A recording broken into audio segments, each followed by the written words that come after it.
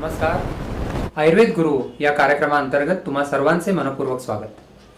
आयुर्वेदाची गुरु शिष्य परंपरा खंडित झाली आणि आयुर्वेदाची गुरुकुलाची जी एक पद्धत होती की ज्यामध्ये गुरु आपले स्वतःचं ज्ञान शिष्याकडे देत होता, ती परंपरा खंडित झाल्यापासून आयुर्वेदाचा हळूहळू आयुर्वेदाच्या ज्ञान शृंखलेचा हळूहळू नाश होत गेला असं म्हटलं जातं. आणि आजच्या घडीला ज्यांच्या पायाशी बसून आयुर्वेद शिकावा असे गुरु कितीशे आहेत. खरोखरच अशा गुरूंच्या शोधामध्ये आज आपण पोहोचलो आहोत पुण्याला वैद्य दिलीप गाडगीळ यांच्याकडे. दिलीप गाडगीळ यांची ओळख ते त्रिस्कंद कोशकार म्हणूनच आज ओळखले जातात. कैलासवासी वैद्य माधव कोलटकर यांनी सुरू केलेला हेतू लिंग औषध या आयुर्वेदाचा त्रिस्कंधावर आधारित असा त्रिस्कंद कोश, त्याचं कार्य शिवधनुष्याप्रमाणे आपल्या छातीवर झेलून ज्यांनी पूर्णत्वास नेलं आणि आज संपूर्ण जगामध्ये ज्यांची त्रिस्कंद कोशकार म्हणून ओळख आहे असे वैद्य दिलीप गाडगीळ आज आपल्यासोबत आहेत. सर्वप्रथम सरांचं स्वागत करूया. नमस्कार. दिलीप गाडगीळ हे पुण्यामध्ये विद्यार्थी प्रिय शिक्षक म्हणून प्रसिद्ध आहेतच, पण आज आयुर्वेद चिकित्सक म्हणून त्यांचं संपूर्ण जगामध्ये बोलबाला आहे. संपूर्ण जगामधून आज गाडगीळ सरांना मुलाखतींसाठी व्याख्यानांसाठी आमंत्रण येत असतात आणि असे ज्ञानी व्यक्तिमत्व आज आपल्यासमोर आहेत, म्हणून आज आपणच स्वतःला भाग्यवान समजतो. सर, आपल्या शिक्षणाची सुरुवात कुठून झाली? खरं तर मी इंटर सायन्स झालो आणि MBBSला क्वालिफाय करायला मार्क थोडे कमी होते, त्यामुळे अल्टरनेटिव्ह म्हणून टिळक आयुर्वेद महाविद्यालयात पुण्याला प्रवेश घेतला BAMSला. फक्त सुरुवातीलाच असं थोडंसं झालं की शिकायला काही फारसं मिळत नाही आहे आणि सगळंच नवीन असणार अशा स्वरूपाचं, कुठल्या तरी वेगळ्याच ब्रँचला आपण आलो आहे अशा स्वरूपाचं. पण नशिबाने माझा एक मित्र वैद्य अशोक परांजपे ठाण्याचा, ज्याला घरची आयुर्वेदाची बॅकग्राऊंड होती, त्यांनी मला कोलटकर सरांकडे नेलं आणि सर माझ्याशी तास दीड तास बोलले आणि मी पूर्ण भारावून गेलो आयुर्वेदाने. आणि मग मी आयुर्वेदाला झोकून दिलं. असं खरं तर घडलं. तर माझ्या आयुष्यातला एक कलाटणी देणारा अशा स्वरूपाचा असा प्रसंग घडला. आणि मग मी टिळक आयुर्वेद महाविद्यालयातून BAMS केलं. त्याच्या जोडीलाच कोलटकर सरांच्याच प्रेरणेने संस्कृत शिकायला सुरुवात केली. त्याला एक दुसरं चांगलं निमित्त घडलं. व्यंकटेश शास्त्री जोशी म्हणून नव्याने टिळक महाराष्ट्र विद्यापीठाच्या संस्कृत विभागाचे प्रमुख म्हणून जॉईन झाले होते आणि त्रिभाषा सूत्रामुळे बंद पडलेलं संस्कृत पुनरुज्जीवित करायचं असं त्यांची इच्छा होती. त्यामुळे तिने BA अभ्यासक्रम पुन्हा सुरू केला, संस्कृत विशारद म्हणजे. तर त्याला आम्ही प्रवेश घेतला आणि माझं BAMS व्हायच्या आधीच मी विशारद पण झालो संस्कृत विशारद आणि त्याच्या जोडीला पारंगत पण केलं व्याकरण विषयी. ते स्वतः वैयाकरण होते आणि मी व्याकरण घेऊन MA करावं अशी त्यांची इच्छा होती. दुर्दैवाने मी BA झालो त्याच वेळेला त्यांचं ओपन हार्ट सर्जरी झाली, त्यात त्यांचं निधन झालं, व्यंकटेश जोशींचं. पण मलाही आवड होती आणि त्यांची इच्छा होती, म्हणून मी व्याकरणाचं MA अशा स्वरूपाचं पूर्ण केलं. आणि मग मला अष्टांग आयुर्वेद महाविद्यालयामध्ये जॉब चालून आला या MA मुळे. त्यामुळे BAMS + MA असं क्वालिफिकेशन असल्यामुळे तिथं काहीतरी एक संस्कृत संहिता सिद्धांत विभागामध्ये जागा नव्याने भरायची होती. विषय कोणता होता? संस्कृत संहिता सिद्धांत असाच होता. कोलटकर सरच मुख्य होते तिथे. आणि मी लगेचच म्हणजे इंटर्नशिप संपल्याच्या दुसऱ्या दिवशी मी कॉलेजला जॉईन झालो. आणि मग सरांच्या हाताखाली शिकवायचं असं असल्यामुळे आणि संहिता सिद्धांतामध्ये अर्थातच अनेक विषय येतात, त्यामुळे संस्कृत, पदार्थ विज्ञान, अष्टांग संग्रह आणि चरक संहिता असे 4 विषय मी शिकवत असे. मग पुढे असं झालं तिथंच मला शिक्षकांच्या याच्यातून MD करायला संधी मिळाली आणि इकडे मी संस्कृतमध्ये MAच्या स्तरावरती MPhil पण करून घेतलं एक्सटर्नली पुणे विद्यापीठातून. आणि मग 85 साली मी MD झालो आणि मग लगेचच PhDला रजिस्ट्रेशन केलं. MD कोणत्या विषयात? संहिता सिद्धांतामध्येच आहे आणि आयुर्वेदानुसारेण आधुनिक काले आहार सेवन विधी विचारा असा त्याचा विषय होता असणार अशा स्वरूपाचा. मला वाटतं एमडीला त्रयाण उपस्तंभानं विशेषतः आहारस्य विस्तरण विचारा असा विषय होता. आणि PhDला आयुर्वेदानुसार ना आधुनिक काळे आहारसेवन विधी विचारा असा विषय होता. दोन्ही थिसिसमध्ये संस्कृतमध्येच लिहिलेले अशा स्वरूपाचे आहेत. आणि माझं भाग्य असं की याला PhDच्या वायवाला श्रीरामजी शर्मा वा परीक्षक म्हणून आले होते. त्याच्यामुळे त्यांनी संस्कृतमध्येच ओरल घेतली असंही त्यावेळेला घडलं. विशेष गोष्ट आहे. हां, विशेष गोष्ट आहे. पुणे विद्यापीठामध्ये झालं. PhDचे गाईड कोण होते सर? सर देशमुख सर होते. दोन्हीला एमडीलाही MD तेच गाईड होते आणि PhDलाही सर देशमुख सर, वैद्य प्रसाद देशमुख. त्याच्या जोडीला 88 साली सरांनी अष्टांग सोडलं आणि सर आधी ससून रुग्णालयाला जॉईन झाले. कोल्हटकर असं हां, कोल्हटकर सर असिस्टंट ऑनररी म्हणून. हं. आणि मग तिथून सरांना संधी मिळाली आणि सर टिळक महाराष्ट्र विद्यापीठाच्या नव्याने स्थापन झालेल्या आयुर्वेद विभागामध्ये विभाग प्रमुख म्हणून जॉईन झाले. पार्ट टाइम कोऑर्डिनेटर अशी ती पोस्ट होती. सरांच्या डोक्यामध्ये त्रिस्कंद कोशाचा प्रकल्प होता अनेक वर्ष. त्यांनी काही थोडंसं कामही केलं होतं. त्याला मान्यता मिळाली विद्यापीठातून. त्यावेळेला एक UGC कडनं डेव्हलपमेंट ग्रँट म्हणून मिळाली होती विभागाला, नवीन विभाग आहे म्हणून. त्या ग्रँटमधनं हा कोश सुरू करावा असं विद्यापीठामध्ये निर्णय झाला. आणि मग त्या कोशाचं काम सुरू झालं आणि मला सरांनी विचारलं की तू अष्टांग सोडून तिकडे यायला तयार आहेस का? तर सरांनी म्हटल्यानंतर मला काही विषयच नव्हता. म्हणजे शिरसावंदे हां, शिरसावंदे होता. तत्पूर्वी मी 80 साली 1900 साली पासआउट झालो. मी मुंबईला काही वर्ष प्रॅक्टिस केली 15 दिवसातून एकदा. आणि आधी दर रविवारी, मग 15 दिवसातून एकदा असं मुलुंड आणि डोंबिवलीला येत होतो मी. आणि मग 83 साली आपावळण चौकामध्ये एक पॉलिक्लिनिकमध्ये काम करायला सुरुवात केली. आणि 86 साली सदाशिव पेठेमधला दवाखाना घेतला, विकत घेतला. तो अजूनही आहे निंबाळकर तालीम चौकामध्ये. आणि मग मी याच्यामध्ये जॉईन झालो टिळक महाराष्ट्र विद्यापीठामध्ये 88 साली सरांच्या पाठोपाठ जॉईन झालो. फक्त तिथं असं झालं की आम्ही दोघेही ॲडमिनिस्ट्रेशनमध्ये बुडालो. कारण डिपार्टमेंट नवीन होतं, नवीन कोर्सेस होते. आणि कोशाचं काम सुरू झालं होतं, पण आम्हाला दोघांनी त्यात काही फार लक्ष घालता आलं नाही. अकस्मात 6 नोव्हेंबर 1992ला सरांचं अपघाती निधन झालं. आणि मग कोशाची सगळी जबाबदारी माझ्यावर टाकण्यात आली. पण तिथल्या प्रशासकीय कामामुळे मला पुन्हा काही त्यात लक्ष देता येईना. म्हणून मग मी अर्ज केला आणि मग तोच वर्षभराने त्याच्यावरती निर्णय होऊन मला एक असिस्टंट ॲडमिनिस्ट्रेटिव्ह असिस्टंट मिळाला. अनिल पानसे म्हणून माझा विद्यार्थी.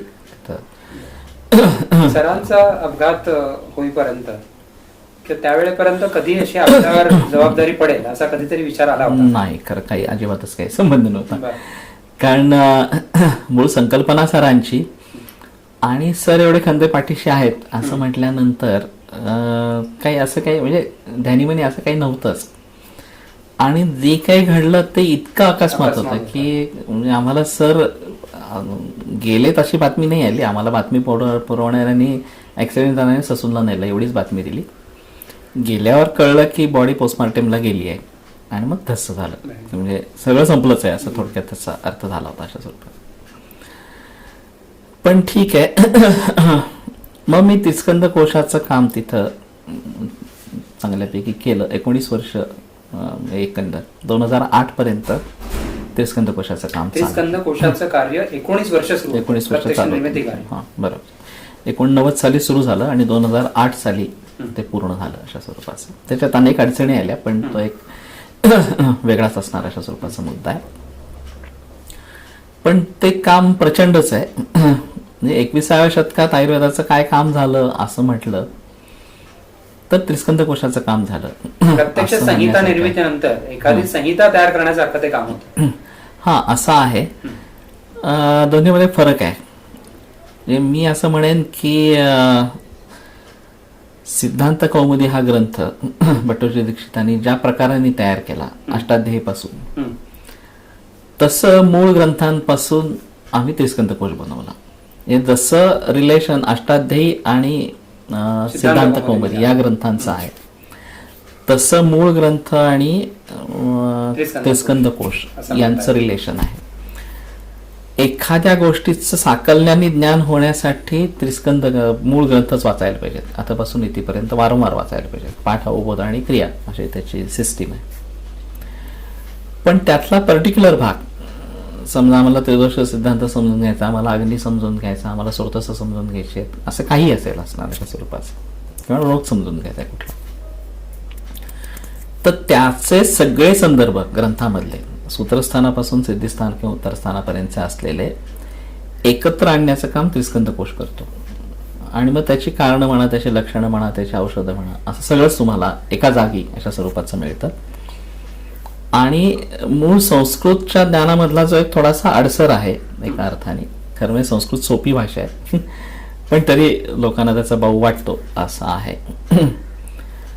संधी आणि समास हे फोडून प्रत्येक शब्द सुटा करून प्रथमाषष्ठी एवढ्याच 2 विभक्तींचा वापर करून ते काम सहजपणे लोकांना पोचेल अशा रीतीने बनवणं हे त्रिस्कंद कोशाचं वैशिष्ट्य आहे.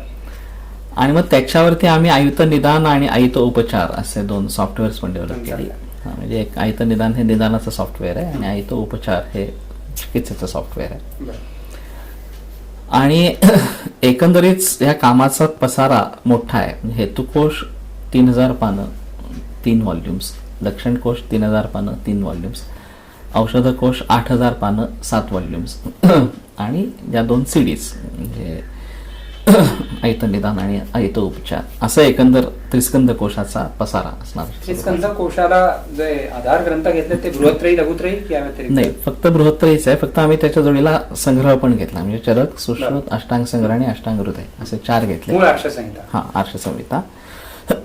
आणि सिस्टीम आमची अशी होती की प्रत्येक सूत्र वाचायचं, अर्थ समजून घ्यायचा, अर्थात समास, संधी विग्रह, समास विग्रह करून प्रत्येक शब्द फोडायचा, आणि मग कॉम्प्युटरला विशिष्ट फॉर्मॅट तयार केलेला होता, त्या फॉर्मॅटमध्ये ते सगळं सूत्र भरायचं, याच्यामध्ये कॉम्प्युटरला भरायचं. आणि डाटाबेस स्ट्रक्चरची खासियत अशी आहे की एकच गोष्ट तुम्ही अनेक प्रकारांनी समजून घेऊ शकता, अनेक अँगल्सनी त्याच्याकडे बघता येतं. लक्षणकोशाच्या बाबतीमध्ये पर्टिक्युलरली असं झालं की लक्षण ही नेमकी एंटिटी काय आहे, लक्षण ही संकल्पना काय आहे. तर आम्ही जेव्हा बघत होतो तेव्हा मूळ लक्षण असं काहीतरी प्रकरण असतं, म्हणजे शूल, वेदना, रुजा, पीडा, दाह, कंडू वगैरे मूळ लक्षण येत असणारे स्वरूपाचे. मग त्या लक्षणांची काही विशेषणं असतात, म्हणजे मंद असेल, तीव्र असेल, अधिक असेल, अल्प असेल वगैरे अशा स्वरूपाची. आणि त्याला वेगळं महत्व आहे, कारण मंद रुजा असेल तर कफाकडे जातं, तीव्र रुजा असेल तर वाताकडे जातं वगैरे अशा स्वरूपाचं. मग त्या लक्षणाशी संबद्ध शारीरादिभाव असतात, म्हणजे कफाचा स्राव होतो असा असेल तर इथं लक्षण स्राव आहे आणि कफ हा त्याच्याशी संबंध असलेला शारीरादिभाव आहे. त्याची पण विशेषणं असतात की तो स्राव तनू आहे, तो पीतवर्णाचा आहे वगैरे असणाऱ्या अशा स्वरूपाची. तर मग आम्ही त्याला प्रत्येकाला एक एक वेगळं फील्ड असाइन केलं ह्या प्रकाराने. शारीरेतर भाव म्हणून प्रकरण येतं, म्हणजे इच्छा आतप आहे अशा स्वरूपाचं लक्षण आहे, किंवा द्वेषा आतप आहे अशा प्रकारचं लक्षण आहे. तर आतप हा बाह्यभाव आहे, पण त्याच्या विषयी असणारी इच्छा असं लक्षण आहे अशा स्वरूपाचं, किंवा द्वेष हे लक्षण आहे. त्यात असे शारीरेतर भाव किंवा काही व्यक्तिविशेष यांच्या संदर्भातली लक्षणं असतात, स्वरूपाची असतात, की वैद्याचा द्वेष असं लक्षण असू शकतं, किंवा औषधाचा द्वेष असं लक्षण असू शकतं. तर तेही आम्ही मग वेगळे केले. त्याला शिवाय मग कालवाचक पदं असतात त्याच्यामध्ये, की कुठल्या काळी घडतं, कुठल्या काळात वाढतं, कमी होतं वगैरे असणार अशा स्वरूपाचं, किंवा अपस्मार वगैरे या सगळ्या प्रकरणांमध्ये विशिष्ट तिथींना रोग होतात असं लक्षणं होतात असं आहे. त्याच्या जोडीला अवस्था असतात. ते ह्या सगळ्याचा एकत्र विचार करून मूळ लक्षणकोशामध्ये हे लक्षण आणि त्याच्याशी असोसिएटेड लक्ष्य आणि त्याच्या परिशिष्टांमध्ये शारीरादिभाव, शारीरेतर भाव, कालवाचक पदं वगैरे वगैरे असं करून त्या कोशाची रचना केली गेली असं आहे. आणि मग तुम्हाला निरनिराळ्या प्रकारे त्याला ॲक्सेस आहे, म्हणजे आता उद्या हृदयाच्या ठिकाणी काय काय प्रकारच्या वेदना होतात असं जर आपल्याला हवं असेल तर लक्षणकोशाचं परिशिष्ट जे आहे 3ऱ्या व्हॉल्यूममध्ये, त्याच्यामध्ये हृदय आरती, हृदय वेदना, हृदय दाहा, हृदय तो दाहा, असं जे काय हृदयाच्या संदर्भामध्ये जेवढी लक्षणं होतात ती सगळी जंत्री तुम्हाला एकत्र मिळते अल्फाबेटिकली इंडेक्स फॉर्ममध्ये. आणि हे लक्षण तुम्हाला लक्षणकोशामध्ये कुठल्या पानावरती, कुठल्या कॉलमला, कुठल्या ओळीवरती सापडेल असा त्याचा क्रॉस रेफरन्स मिळतो. आणि मग तिथून तुम्हाला मूळ ग्रंथाचा रेफरन्स मिळतो, तुम्ही मूळ ग्रंथामध्ये सर्च करू शकता, असं ते आहे. तर ग्रंथांमधली माहिती क्लासिफाय होऊन समोर येणं हे कोशाचं वैशिष्ट्य आहे. आणि ते खरोखर अप्रतिम असणार अशा स्वरूपाचं काम आहे. फक्त काम एक तर संस्कृतमध्ये आहे, पूर्ण काम संस्कृतमध्ये आहे. आणि त्याचा म्हणण्यासारखा प्रचार प्रसार झाला नाही. आम्ही ते कामाला पैसे कसे मिळवायचे आणि काम कसं पूर्ण करायचं याच विवंचनेमध्ये सातत्याने राहिलो. त्यामुळे त्याचा प्रचार प्रसार करणे ह्या गोष्टीला काही वेळ देता आला नाही असणार अशा स्वरूपाचा. पण मला त्यातून खूप शिकायला मिळालं, याच्याविषयी काही शंका असणार. सांगोपांग अभ्यास. हो हो हो, त्या अर्थाने अभ्यास आणि या कन्सेप्टमुळे पण शिकायला खूप गोष्टी मिळाल्या असं झालं. आता मी पुढचं एक त्याच्या प्लॅन आखतोय, तो याच्यापेक्षा खूप मोठा आहे, व्यापक असणार अशा स्वरूपाचा आहे कदाचित, पण बोलूया त्याच्याविषयी असणार अशा स्वरूपाचा. पण ह्याच पद्धतीचा एक मोठा प्लॅन केवळ डिजिटल असणार अशा स्वरूपाचा, याच्या पलीकडे जाऊन अजून करता येईल अशी परिस्थिती आहे. ते माझ्या आयुष्यामध्ये मी त्याच्यासाठी प्रयत्न करणार असं आता डोळ्यासमोर. इंग्रजीमध्ये यायला हवं असं नाही का वाटत? अडचण आहे त्याच्यामध्ये. जेव्हा तुम्ही भाषांतर करता तेव्हा तो सेकंडरी सोर्स अशा स्वरूपाचा क्रिएट होतो.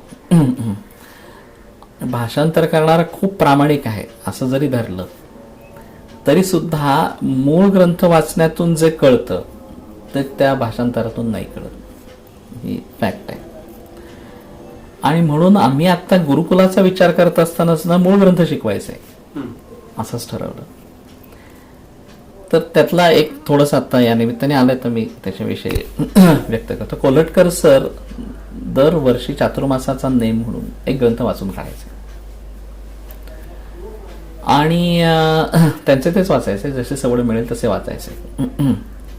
तर मला ही गोष्ट अनेक वर्ष माहिती होती, पण मी कोशात बुडाल्यामुळे मला काही ते करता नाही आलं.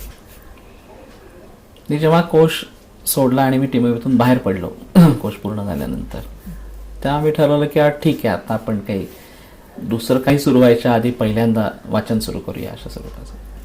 म्हणून आम्ही सुश्रुत वाचायला सुरुवात केली चातुर्मासाला धरून. फक्त विद्यार्थी पण यायला लागले आणि त्यामुळे माझं काही ते 4 महिन्यात पूर्ण नाही झालं, मला 8-9 महिने लागले. पण मग त्याच्यातून असं लक्षात आलं की हा मूळ अध्ययन विधी आणि तोच आम्ही करत नाही.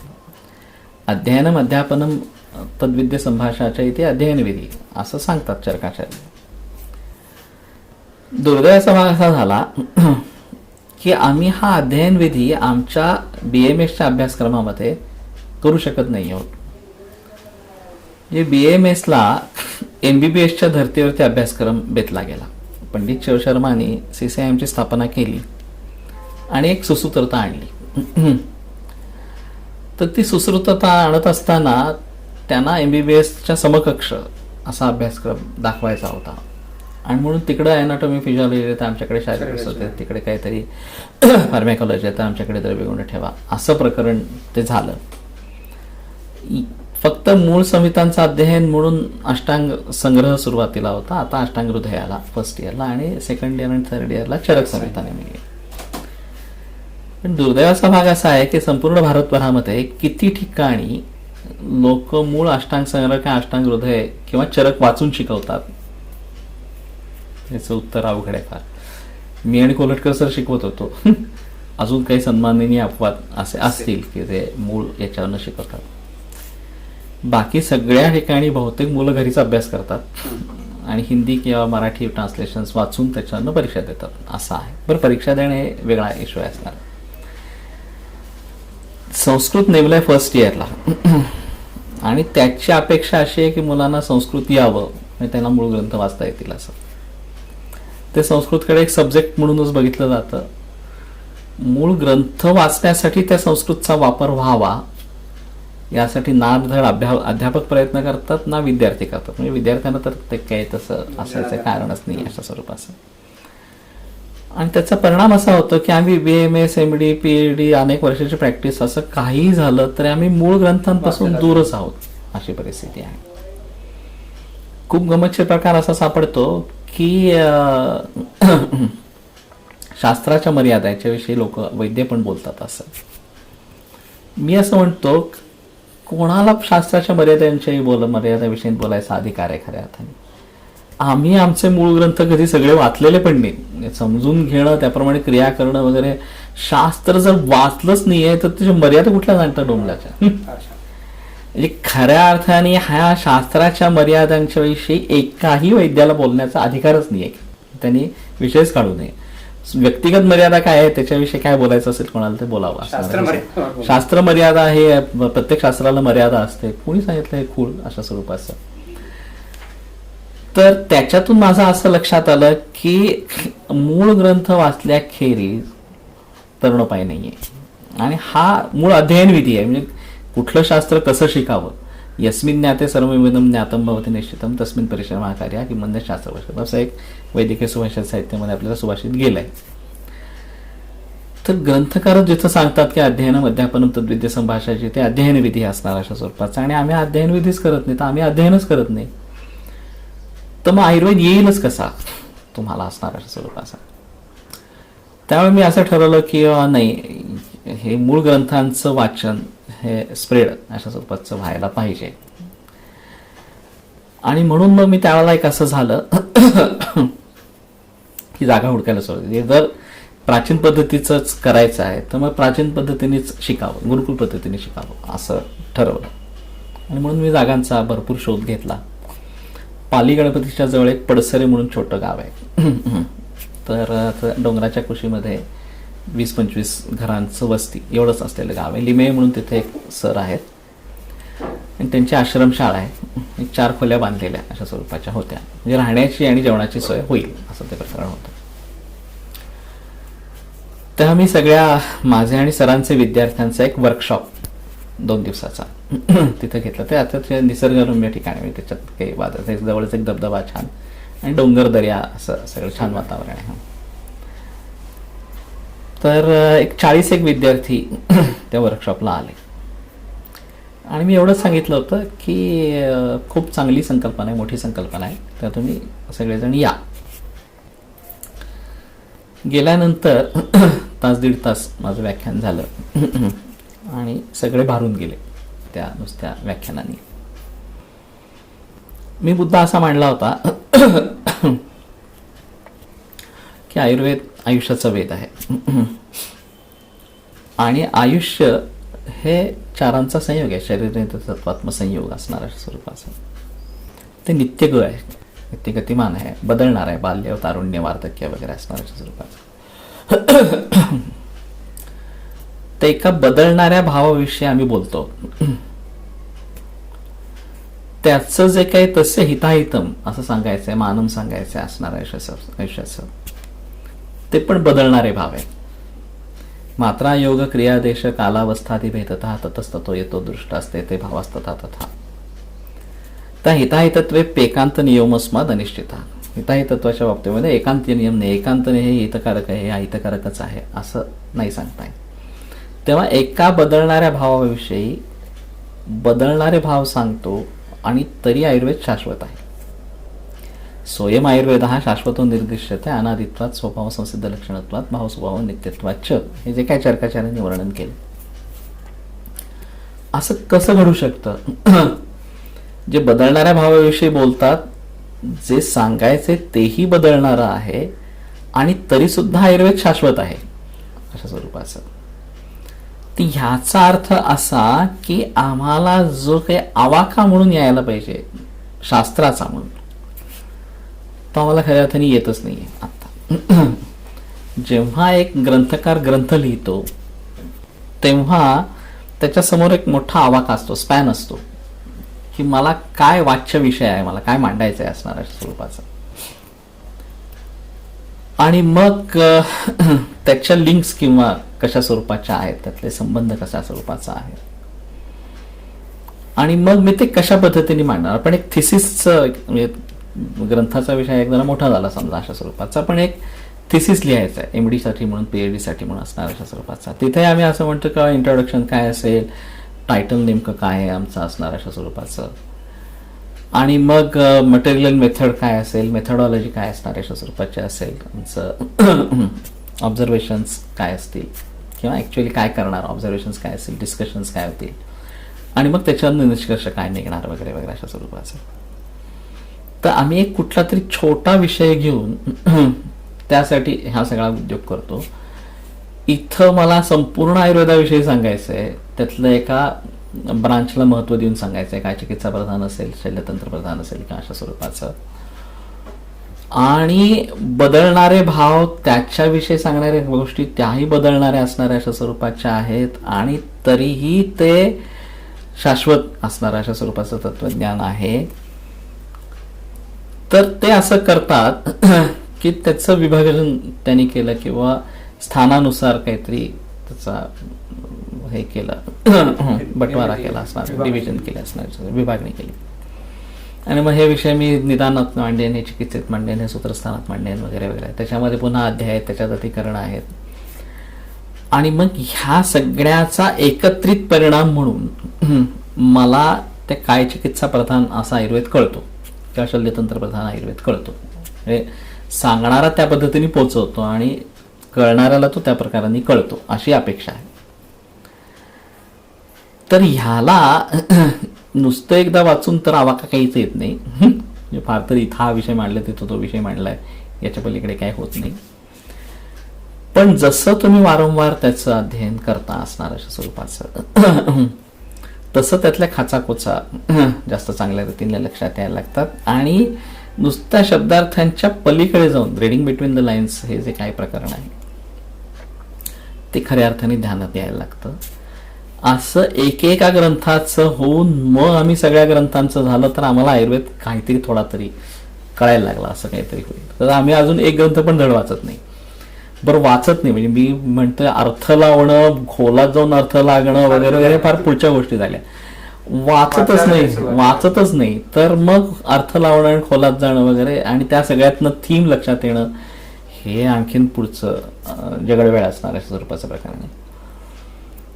त्यामुळे मी तिथं असा मुद्दा मांडला की आपल्याला हे सगळं जर करायचं असेल तर मुळात आपल्याला वाचायला पाहिजे, आणि अध्यापन हाही अध्ययन विधीचाच एक भाग आहे, त्यामुळे विद्यार्थ्यांना शिकवायला पाहिजे.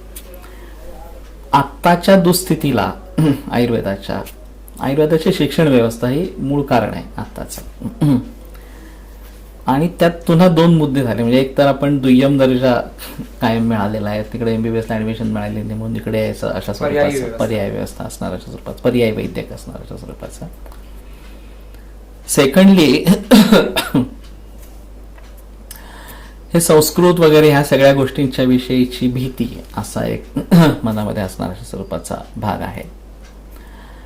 आणि त्याच्यामुळे ते मूळ सोर्सेसकडे न जाता आम्ही सेकंडरी किंवा टर्शरी सोर्सेस, क्रमिक पुस्तक वगैरे हा तर टर्शरी सोर्स आहे, ह्याच्याही पलीकडे जाणार असणार अशा स्वरूपाचा, त्यांच्यावरती रिलाय होतो. आणि मग आम्हाला आयुर्वेद काय कळला त्याच्यावरती तुटपुंजन ज्ञानावरती आम्ही काहीतरी करतो, प्रॅक्टिस असणार. तरी सुद्धा प्रॅक्टिस चालते, त्या ऋषीमुनींची कृपा आहे, धन्वंतरीची कृपा आहे. पण खऱ्या अर्थाने विचार करायचा झाला तर आम्हाला ते मूळच खरं तर समजून घ्यायला पाहिजे असं राहील. आणि म्हणून आपण शिकूया आणि लोकांना शिकवूया असं दोन मुद्दे त्याच्यामध्ये मांडले. तर वाघभटच घ्यावा सुरुवातीला, त्यातल्या त्यात तो जरा समजून घ्यायला आणि समजवायला सोपा असणार अशा स्वरूपाचा. म्हणून मग आम्ही 40 वैद्य होतो. अष्टांग संग्रह नाही, हृदय हा. तेव्हा 40 वैद्य आहोत, तर सर्वांना कॉमन वेळ कुठली असा पुन्हा प्रश्न आला. आणि मग सर्वांनुमते शेवटी ठरलं की पहाटेची वेळ कोणाचं काही एंगेजमेंट नसते, नक्की असणार आहे. पहाटे 5:30 ते 7:30 असं जमायचं असं, आणि धर्मचैतन्य सरांच्या घरी जमायचं असं ठरलं. आणि आम्ही 2 महिने सर्व वैद्य मंडळी रोज पहाटे 5:30 ते 7:30 असं जमत होतो, आणि पिंपरी चिंचवड पासून लोक त्याला येत होते असं. आणि मग असं लक्षात आलं की खूप गोष्टी ग्रंथांमध्ये आहेत. कदाचित पाठांतर येतं, माझं पाठांतर बऱ्यापैकी आहे, पूर्वीपासून आवड आहे असणार अशा स्वरूपात. पण प्रत्यक्षामध्ये वापरताना ते काहीतरी वेगळ्याच पद्धतीने वापरलं जातं असं होतं. मी 2 शेलकी उदाहरण आहेत त्याची. बिंदू प्रमाण नस्याचं आलंय, ते बिंदूचं भाषांतरामध्ये ड्रॉप्स असं भाषांतर झालं किंवा थेंब असणार अशा स्वरूपाचं. त्यामुळे 6, 8, 10 थेंब अशी मर्ष नस्याची मात्रा अशा स्वरूपाचं ठरलं. त्यांनी 2 पेरं त्या स्नेहात बुडवायची आणि मग यावत पत्तस्य असं बिंदू, असं बिंदूची व्याख्या दिली आहे, ग्रंथकारांनीच दिलेली आहे.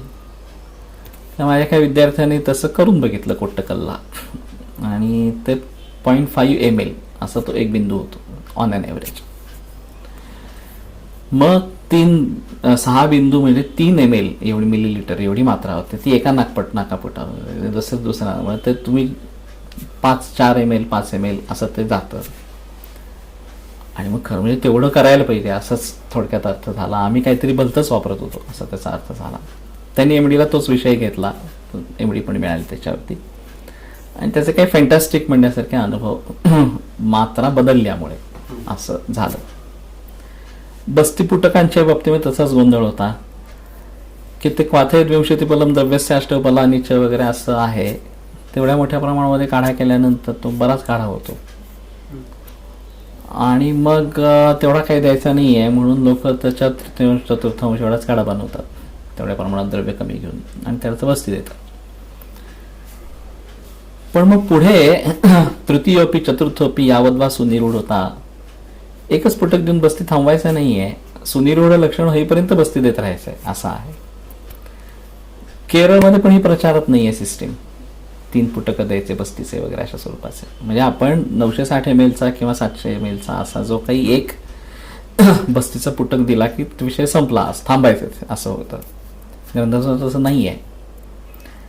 ते गणेश महाराज म्हणून तो जो कोट्टकलचा विद्यार्थी, त्यांनी कोट्टकलला हा उद्योग केला, त्याला परवानगी मिळाली नाही. मग त्यांनी तिथलाच एक विद्यार्थी पकडून त्याला ते उद्योग केला. मग त्याला रिझल्ट मिळत आहेत असं झाल्यानंतर त्याला परवानगी मिळाली पुढे, आणि मग त्याने ते तिथं सुरूच केलं. 2 पुटकं 3 पुटकं असे बस्ती द्यायचे असणार अशा साधारणपणे 2 पुटकं म्हणजे 1800 ml जातो. म्हणजे एक बस्ती प्रत्यागम होतो. मध्ये तुम्ही फार तर दूध, मांसरस, युष असं काहीतरी द्यायचं, पुन्हा दुसरं पुटक द्यायचं. पानार्थ ग्रंथानुसारच आहे, म्हणजे यात वेगळं काहीच नाही असणार. आणि त्याच्यानंतरही अजून पोट जड आहे आणि दोष बाहेर निघायचे आहे तर 3रा पण पुटक द्यायचा. चतुर्थोपी पण दिलाय, अजून 4 पर्यंत कोणी गेलं नाहीये, पण 3 पर्यंत पुटक आता तिकडे द्यायला लागले. आम्ही आमच्याकडे सुरू केलं. आता आम्ही बस्ती पुटक आणि बस्ती द्यायचा, बस्ती नेत्र वापरून. तर ती पण सिस्टीम नव्हती, सगळे नियमापटणी बस्ती देतात अशा स्वरूपाचे निरोह बस्तीचे आहेत ते. तर बस्ती नेत्र वापरून बस्ती दिला की तो द्यायला सोपा जातो, सगळ्याच्या सगळा जातो आतमध्ये. नाहीतर हा देत असतानाच मध्ये, कारण तो स्लोली जातो नियमापटणी देताना, आणि मग तो स्लोली गेल्यामुळे मध्येच मलवेग येतो. मग ते मलवेग आला की पुन्हा तिथं थांबायला लागतं किंवा मग सोडून द्यायला लागतं असणार अशा स्वरूपाचं. तर हे प्रॅक्टिकल लेवलवरच्या ज्या गोष्टी आहेत त्या तुम्ही मूळ ग्रंथ वाचायला लागलात, आहे तसंच समजून घेतलं आणि प्रॅक्टिकली करायचं आहे. शेवटी प्रत्यक्ष परशास्त्र आहे, त्या प्रॅक्टिकली तसं करायला लागलात की रिझल्ट मिळतात. हा, त्याची हे सापडायला लागतात असणार अशा स्वरूपाचे. त्यामुळं आम्ही असं सुरू केलं की ठीक आहे, आपण आता ह्या प्रकाराने वाचन झालेलं आहे तर आपण कोर्स लॉन्च करूया. म्हणून आम्ही एक पहिला कोर्स BMS झालेल्या लोकांसाठी लॉन्च केला. ते फ्रेश पासआउट झालेले असणारे स्वरूपाचं महिन्याभराचा कोर्स असं ते ठरवलं होतं, निवासी अशा स्वरूपाचा. आणि पहिला तो घेतला ते पडसरीच्याच जागेत घेतला. त्याच्यामध्ये आम्ही असं केलं होतं की ग्रंथानुसार शिष्योपनयनी अध्यायामध्ये हस्त, श्रवण, पुष्य वगैरे अशा शुभ नक्षत्रांवरती सुरुवात करावी.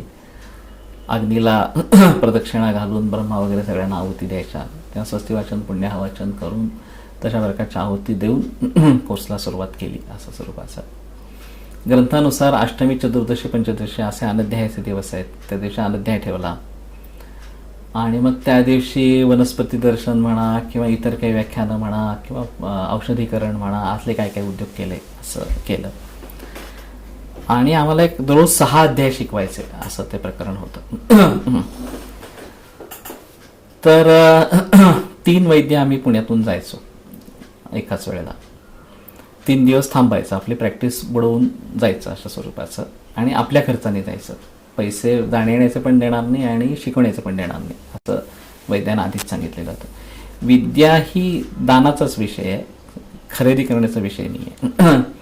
आत्ता जे अनेक प्रॉब्लेम्स निर्माण झाले ते विद्येचं कमर्शियलायझेशन झालं, ही मोठी चूक आहे आत्ताच्या ह्याच्यामध्ये.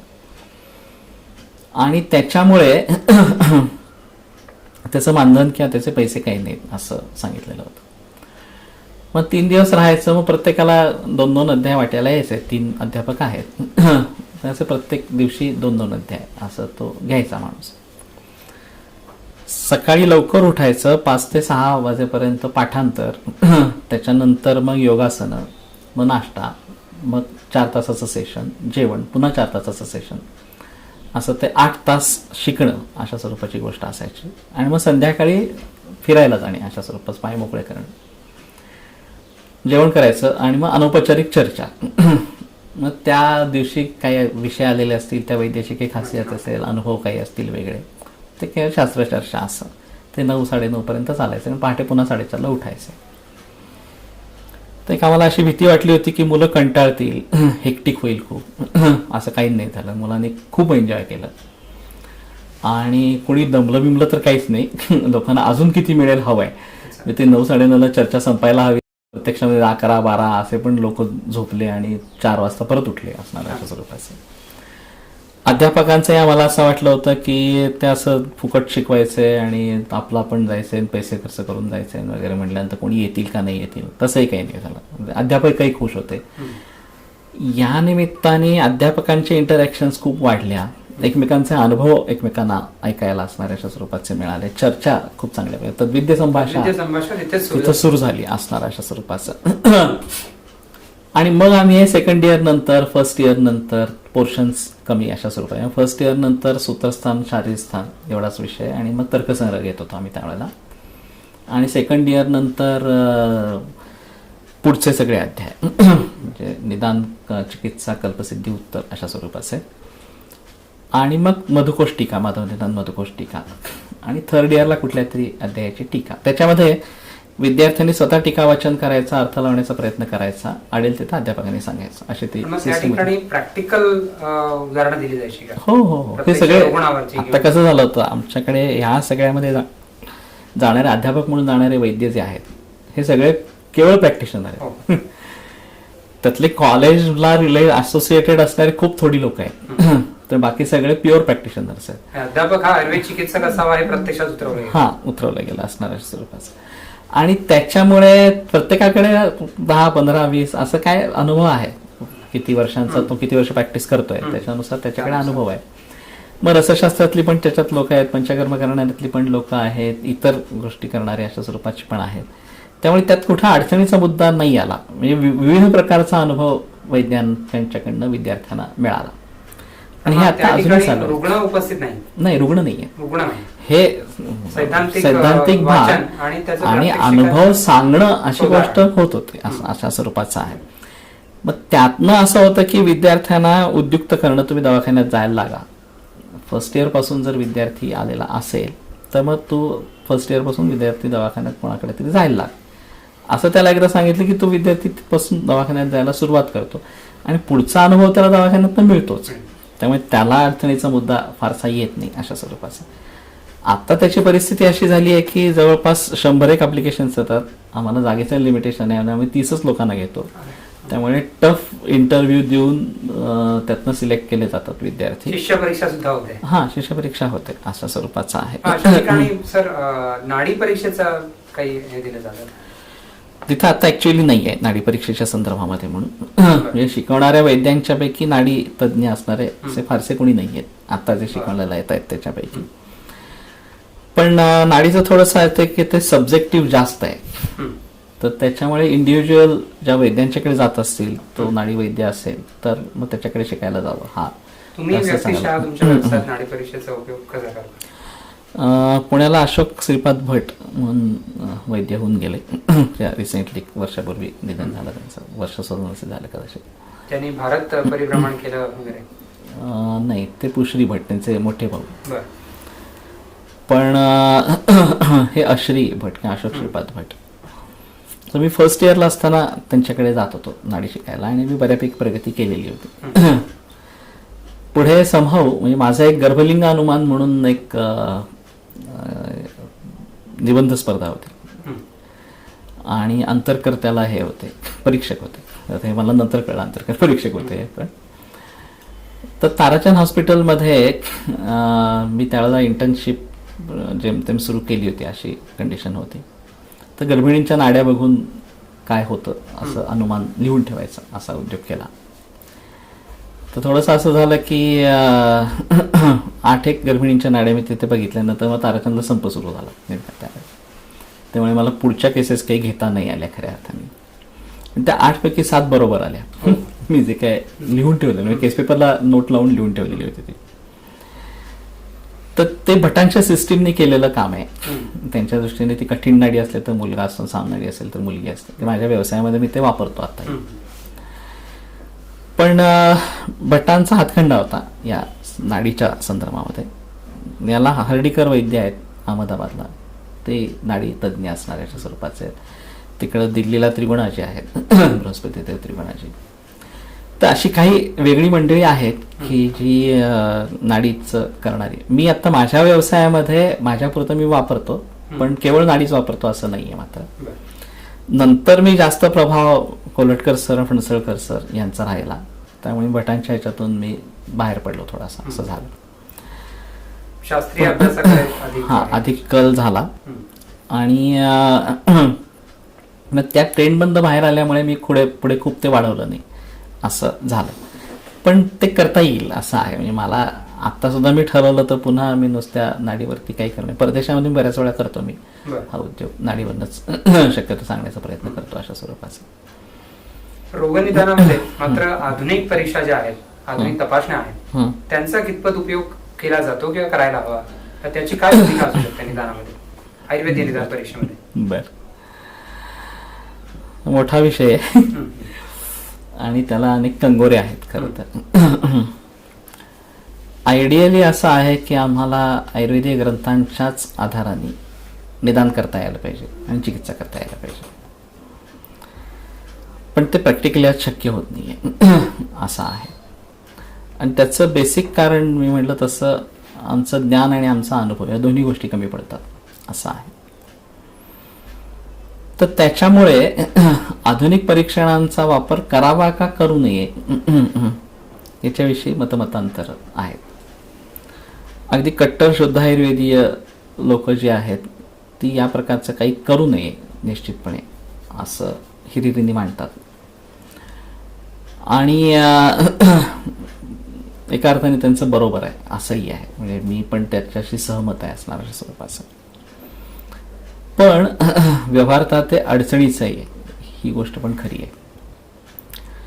आता माझं काम मुख्यतः कॅन्सरमध्ये आहे आणि कॅन्सर सारख्या रोगामध्ये उद्या जर आमच्या समोर परीक्षण नसतील, जनरली पेशंट येतो तर सगळं डायग्नोसिस घेऊन बाळविस्तारा घेऊन येतो असणाऱ्या स्वरूपाचा आहे.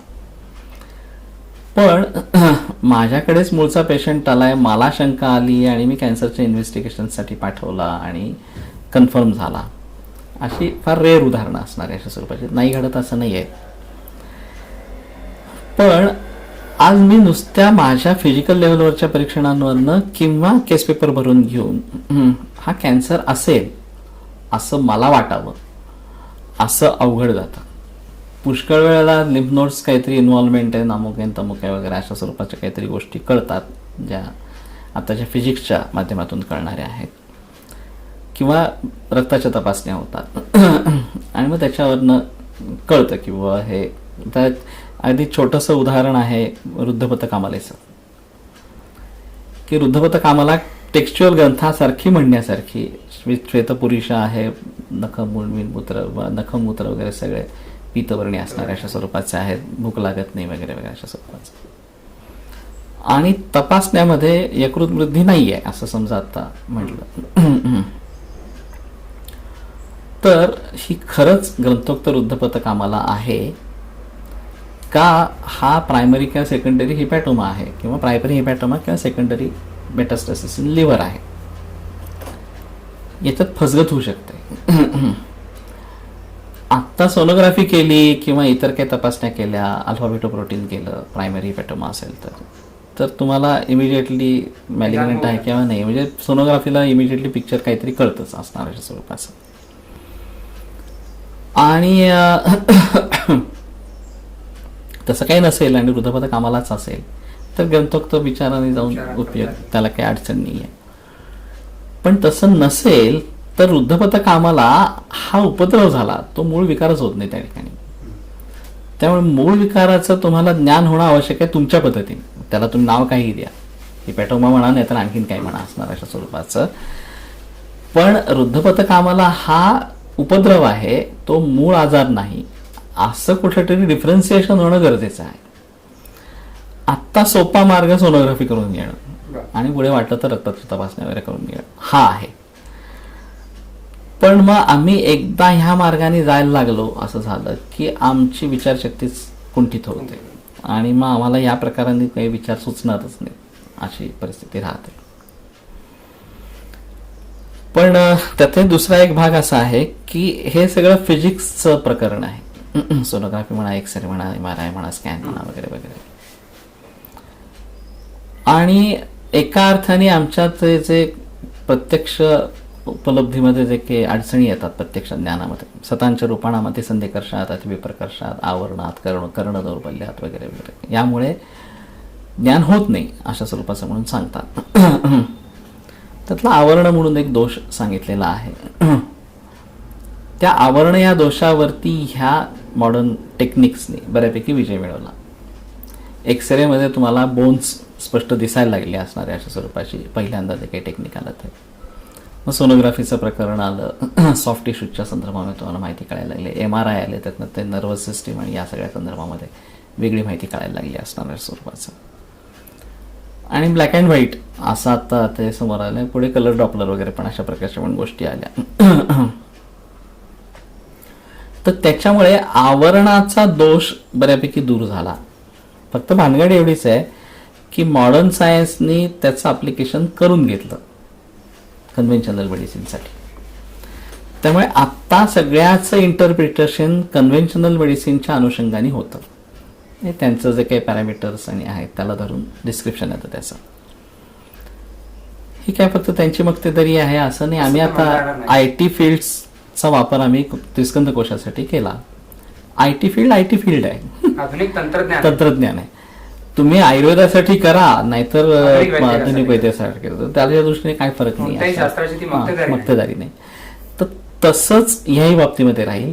फक्त आम्हाला नेय भाव कोणते आहेत असं आम्हाला ठरवता यायला पाहिजे.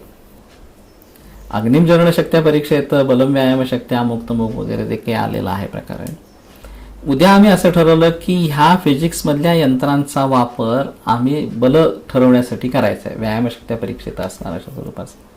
तुम्हाला काय कोणी अडवलेलं नाही आहे. सरांनी, कोलटकर सरांनी त्या BPचा कफ दाबायचा आणि हाताने दाबून पारा किती वर चढतो असं बघायचं वगैरे असं काही उद्योग केले या सगळ्या प्रकारात. हे सिम्पल आहे त्या प्रकार अशा स्वरूपाचं. पण माझ्याकडे पेशंट आला तेव्हा तो जेमतेम 20-30 पर्यंत पारा चढवता येत होता आणि मग आता एक आठवड्याचं औषध दिल्यानंतर तो 70-80 पर्यंत जायला लागला. हा, बल वाढलं असणार अशा स्वरूपाचं. तर असं तुम्हाला ह्या स्कोपीज किंवा या सगळ्यांचा वापर, मला तिथला कफ कळायचा आहे, मांस कळायचं आहे, रक्त कळायचं आहे, असं जर आयुर्वेदाच्या परिभाषेमध्ये होऊ शकलं तर ते आयडियल आहे. मग अशी अपेक्षा आहे का की त्या मॉडर्न इन्व्हेस्टिगेशनचे असे काही प्रोटोकॉल्स तयार करावे की जे आयुर्वेदीय निदानाला उपयोगी पडतील? हो, आता खरं म्हणजे असं आहे, मी म्हणतो तो मुद्दा अजून थोडासा स्पष्ट करतो. लक्षण कोशामध्ये परिशिष्ट आहे शारीरादी भावांचं, आणि कुठल्याही शारीर भावाच्या संदर्भामध्ये काय काय लक्षणे येतात त्याची जंत्री तिथे मिळते, आकारादी क्रमाने मिळते. आता हे भाव कुठल्या गोष्टींनी तपासण्यासारख्या आहेत, म्हणजे रंग आहे त्याच्यातलं स्वरूप असं काहीतरी असेल, म्हणजे रक्ताचा आपण एक विचार केला नुसता तर रक्ताचा पातळपणा, रक्ताचा घट्टपणा, रक्ताचा वर्ण इथपासून अनेक निरनिराळ्या प्रकारच्या दोषांनी दुष्ट रक्त असेल तर त्याच्यामध्ये येणारे बदल हे फिजिकल लेवलवरती पण तपासण्यासारखे अशा स्वरूपाचे आहेत. आता ते तपासण्यासाठी तुम्ही मॉडर्नची काही मदत घेतली फिजिक्सची या स्वरूपाची, विस्कॉसिटी आणि हे ठरवणं अशा स्वरूपाचं, सांद्रता द्रवत्व असं ठरवणं, असं काही अशा स्वरूपाचं. तर त्यात काही अडचणीचा मुद्दा खरं तर येऊ नये. फक्त मॉडर्न सायन्सेसमध्ये हे सगळ्या गोष्टी स्थिर व्हायला लाखोनी परीक्षण करी गेली अशा स्वरूपाचं आहे आणि मग हे स्टँडर्ड आहे असं काहीतरी त्याच्यावरनं त्यांनी काढण्याचा प्रयत्न केला आणि हे डेव्हिएशन आहे त्याच्यापासून असणार. तसं तुम्हालाही या प्रकारे करायला लागेल. मी असं पुण्यामध्ये बऱ्याच वेळा विषय मांडून झाला की आयुर्वेदिक पॅथॉलॉजिकल लॅब पुण्यासारख्या ठिकाणी नक्की उभी राहू शकेल. मुंबईलाही राहील, म्हणजे पुण्याला पण राहील असणार अशा स्वरूपाचं, कारण एवढे वैद्य आहेत, प्रॅक्टिशनर्स असणार अशा स्वरूपाचं. या सगळ्यांनी असं ठरवलं हा शुद्ध आयुर्वेदिक की मला जी लागणारी इन्व्हेस्टिगेशन्स आहेत ती मी या फळाण्या लॅबमधनं करून घेईन असणार अशा स्वरूपाचं.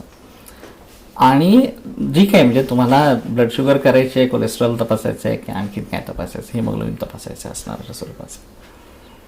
एका अर्थाने आम्ही मॉडर्न पॅरामीटर्स मध्ये काय बदल झाले असं बघण्यासाठी म्हणून इन्व्हेस्टिगेशन स्पेशलिस्ट सांगतो. येतो जो पेशंट घेऊन येतो पहिली फाईल, त्याच्यानंतर पुढे मध्ये काय झालं, नंतर काय झालं असं बघण्यासाठी म्हणून ती इन्व्हेस्टिगेशन केली जातातच. विशिष्ट ठिकाणी केली, त्या व्यक्तीनी, त्या आयुर्वेदातली व्यक्ती असायला हवी, त्यांनी एक टेक्निशियन ठेवावं आणि याचे सगळ्याचे ॲलोपॅथीचे रिपोर्ट्स आहेत ते द्यावेत. पण त्या व्यक्तीनी तिथे आयुर्वेदाचं या लक्षणकोशाच्या आधाराने देण्याचा प्रयत्न केला की हे सांद्र जास्त वाटतंय, हे द्रव जास्त वाटतंय, हा रक्तवर्ण कमी वाटतोय, जास्त वाटतंय, जे काय जे शक्य असेल ते द्यावं. आणि त्याच्या पलीकडे जाऊन शक्य झालं तर लक्षणकोशामध्ये हे लक्षण याच्याशी रिलेटेड आहे, अमुक दूष्य आहे, कफदोष आहे, अमुक आहे तमुक आहे असं स्वरूपाचं. ज्याला कोणाला इंटरेस्ट असेल तो वैद्य जाऊन ते बघेल, ते बघेल, त्याच्यासाठी काय औषधं हुडकायची असेल तर हुडकतील, कारणं हुडकतील त्याची असणार याच्या स्वरूपाची आणि चिकित्सेमध्ये बदल करेल असणार अशा स्वरूपाचं. तुम्ही करायला लागल्यानंतर त्यातल्या बारकावी जास्त लक्षात येतील आणि ओव्हर अ पिरियड त्याला स्टँडर्डायझेशन येईल आणि मग ते जगभरामध्ये जायला सोपं जाईल. खूप छान. कारण हा ऑब्जेक्टिव्ह पॅरामीटर्स क्रिएट करणं, आपलं आयुर्वेदाचं ज्ञान हे जास्त सब्जेक्टिव्ह आहे आणि त्याच्यामुळे ते इंडिव्हिज्युअलाइज राहतं. नाडीचा विषय जसा म्हणायचा सब्जेक्टिव्ह फिलिंग जास्त आहे असणार अशा स्वरूपात. हे पॅरामीटर्स तुम्हाला ऑब्जेक्टिव्ह मध्ये जर कन्व्हर्ट करता येत असतील तर का करू नये, तुम्ही करायला काही अडचण नाही असणार अशा स्वरूपाच्या, करायला हरकत नाही. आणि तसे झाले तर मग सगळ्या वैद्यांना कॉमन. आता ॲलोपॅथीमध्ये स्टँडर्डायझेशन खूप आहे, जगभरामध्ये कुठेही गेलात तरी तो रिपोर्ट तसाच राहतो असणार अशा स्वरूपाचा, त्यात बदल होत नाही. म्हणजे ते आपण एरर्स हा भाग सोडून देऊ. पण ऑन ॲन एव्हरेज अमेरिकेतला असेल, युरोपमधला असेल, भारतातला असेल, नंतर आणखीन कुठला असेल, एकदा अमुक याचं निदान झालेलं आहे आणि हे पॅरामीटर्स वरती झालेलं आहे तर ते पक्क असणार अशा स्वरूपाचं. तसं आम्हाला ह्या ऑब्जेक्टिव्ह पॅरामीटर्स वरती ते करता येणं काही अर्थाने शक्य आहे. सगळ्याच्या सगळं जमेल असं नाही आहे आणि आम्ही त्यातच वाहून जावं असंही नाही आहे. म्हणजे हे सगळं करत असताना आमचं मूळ पद्धतीने केस टेकिंग घेणं आणि प्रत्यक्ष परीक्षण करणं ह्या गोष्टी ठेवायलाच हव्यात. आहार विहार वगैरे सगळा विचारणं ही आयुर्वेदाची खासियत आहे, ती चालूच राहायला पाहिजे. तर ते हे करण्याच्या नादाने ते विसरून गेलं तर त्याला काय अर्थ नाही राहणार. पण एक पूरक म्हणून आणि म्हणून मी आता असं म्हणतो की ती कुबडी आहे आत्ता आमच्या दृष्टीने या प्रकारचे इन्व्हेस्टिगेशन्स करावीत का करू नयेत. तर कुबडी म्हणून काही काळ वापर करायचा असेल तर हरकत नाही आहे, नाहीतर आम्ही आमचं स्वतःच त्याच्यावरती साम्राज्य उभं करावं. ती कुबडी न राहता आधुनिक गोष्टींचा अशा स्वरूपाचं आणि मग ते जास्त बरं राहील. म्हणजे त्यात आम्ही आमचा बेस सोडू नये. मग पुढे आम्हाला ॲलोपॅथीचं ते काय म्हणतायत त्याच्यावरनं हे करण्याची पण गरज नाही. आम्हाला आमचं निदान निघायला पाहिजे. आता कसं होतं त्यातनं ॲलोपॅथीचं निदान ते कम्पेअर करायचं कुठल्या तरी आयुर्वेदाच्या निदानाशी आणि मग त्याच्यावर आम्ही आयुर्वेदीय निदान म्हणजे त्यांनी शुगर लेवल आहे असं म्हणलं की आम्ही डायबिटीस आहे म्हणजे प्रमेय आहे असं म्हणायचं. हा मूर्खपणा आहे. प्रभुता विलमूत्रता किंवा अशा प्रकारची लक्षणं असतील किंवा प्रमेयाची बाकीची लक्षणं असतील तर आम्ही त्याला प्रमेय म्हणावं, नाही तर कशाला प्रमेय म्हणायचं. आमचं निदान कदाचित वेगळं असेल, पण आता आम्ही त्यात वाहवत जातो. सर्वात कट्टर आयुर्वेदीय मंडळी त्याला विरोध करतात, त्याच्या मागचं महत्वाचं कारण असं आहे की आम्ही त्यात वाहवत जातो. एकदा त्या प्रकारच्या विचारांमध्ये शिरलं, इंटिग्रेटेड विचारांमध्ये शिरलं की आणि मग आयुर्वेदच राहत नाही. तर ती गोष्ट होता कामा नये. तो मोठा धोका घडीला प्रत्यक्षात तेच होतं. हा घडतंय ते. आजच्या घडीला आम्हाला खरं आयुर्वेद काहीच कळत नाहीये. हाच मोठा आहे तो म्हणजे विषय असणार आहे स्वरूपाचा. आणि तो आम्हाला कळत नाही हे पण कळत नाहीये. अज्ञानाचं अज्ञान हे आणखीन वाईट आहे. त्यामुळे आम्हाला इतके ग्रंथसंपदा आहे आणि आम्ही त्यातलं काहीच वाचलेलं नाहीये, ह्याची पण जाणीव नाहीये. हा म्हणजे शिक्षकांनाच नाही, ती विद्यार्थ्यांना कुठून येणार. त्यामुळे शिक्षकांनाच नाही येतं, ती विद्यार्थ्यांना येण्याचा संबंध येतात. तर त्यातून कुठेतरी आधी बाहेर पडायला हवं. एका बाजूला आमच्या गोष्टी वाढवत राहायला हवं, आमचं ज्ञान जे मूळ ग्रंथात आणि अशा स्वरूपाचं आहे ते, आणि दुसऱ्या बाजूला टेक्नॉलॉजीचा वापर कसा करता येईल याचा विचार करता यावा आणि ते आम्हाला आमच्या पद्धतीने बसवून घेता यायला पाहिजे. व्यास असं आम्ही ते ठरवलं. आता व्यास झाला त्याच्या मागे कारण काय झालं, ते हृदयाच्या स्नायूंचं शैथिल्य असं काहीतरी प्रकरण आहे का. मग शैथिल्य कशामुळे येतं, तुम्ही हे काढून दिलं तर आम्लरसामुळे शैथिल्य येतं असं एक काहीतरी रेफरन्स मिळाला असणार. असं आणखीन कुठल्या कारणांमुळे, वायूमुळे शैथिल्य येतं असणार, व्यायाम न केल्यामुळे शैथिल्य येतं, अशी काय तुम्हाला निरनिराळी कारणं सापडतील असणार स्वरूपाचं. पण आपाततः कार्डिओमेगॅली हा आमच्याकडे न वर्णन केलेला विषय तुम्हाला ह्या माध्यमातून हुडकून काढता येतो दोषांच्या स्तरावरती. त्या मी आता असं म्हणलं की आपण ह्याच्यावरती कॉन्सन्ट्रेट करू, दोषांचे गुण आणि दोषांची ही जी कर्म संसव्यासवेद स्वाप वगैरे वगैरे असणाऱ्या स्वरूपाची, किंवा कार्ष्णे कार्ष्णोष्ण कामित्व कंपाना अशकृत ग्रहान वगैरे वगैरे असणाऱ्या स्वरूपाची जी काही आहेत ती. इश्यू समोरचा माझा पेशंट कॅन्सरचा आहे का, संधिगताचा आहे का, मल्टिपल स्क्लेरोसिसचा आहे का, आणखीन काहीतरी अंबातजन्य हृदयरोगाचा आहे, अशा स्वरूपाचा काही वाटेल तो असेल असणार अशा स्वरूपाचा.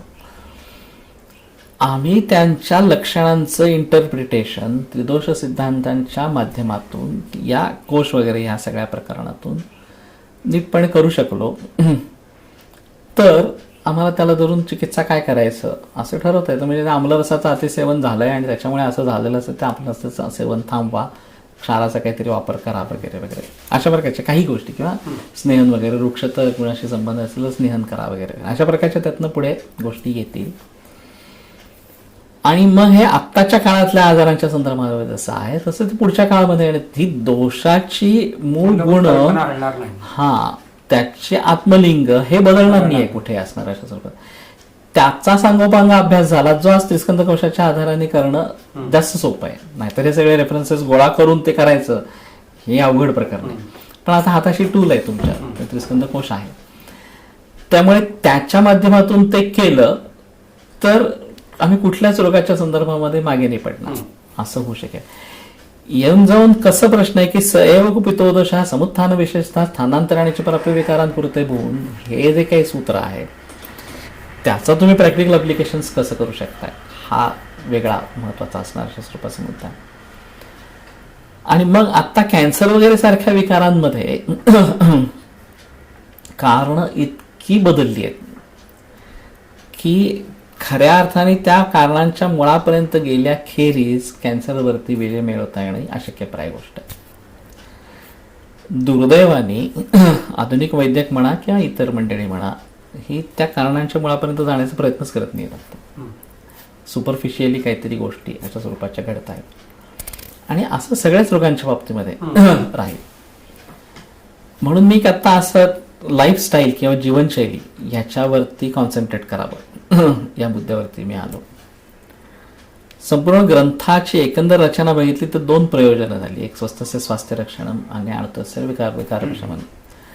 स्वस्थस्य स्वास्थ्य रक्षणमचा भाग खूप छोटा आहे. दिनचर्या, ऋतुचर्या, वेगान धरणीय वगैरे अशा स्वरूपाचे, आणि पुढे आहार वर्ग वगैरे, द्रवद्रव्य आणि आहारद्रव्य, एवढ्यामध्ये सगळा स्वस्थवृत्ताचा पार्ट बसतो.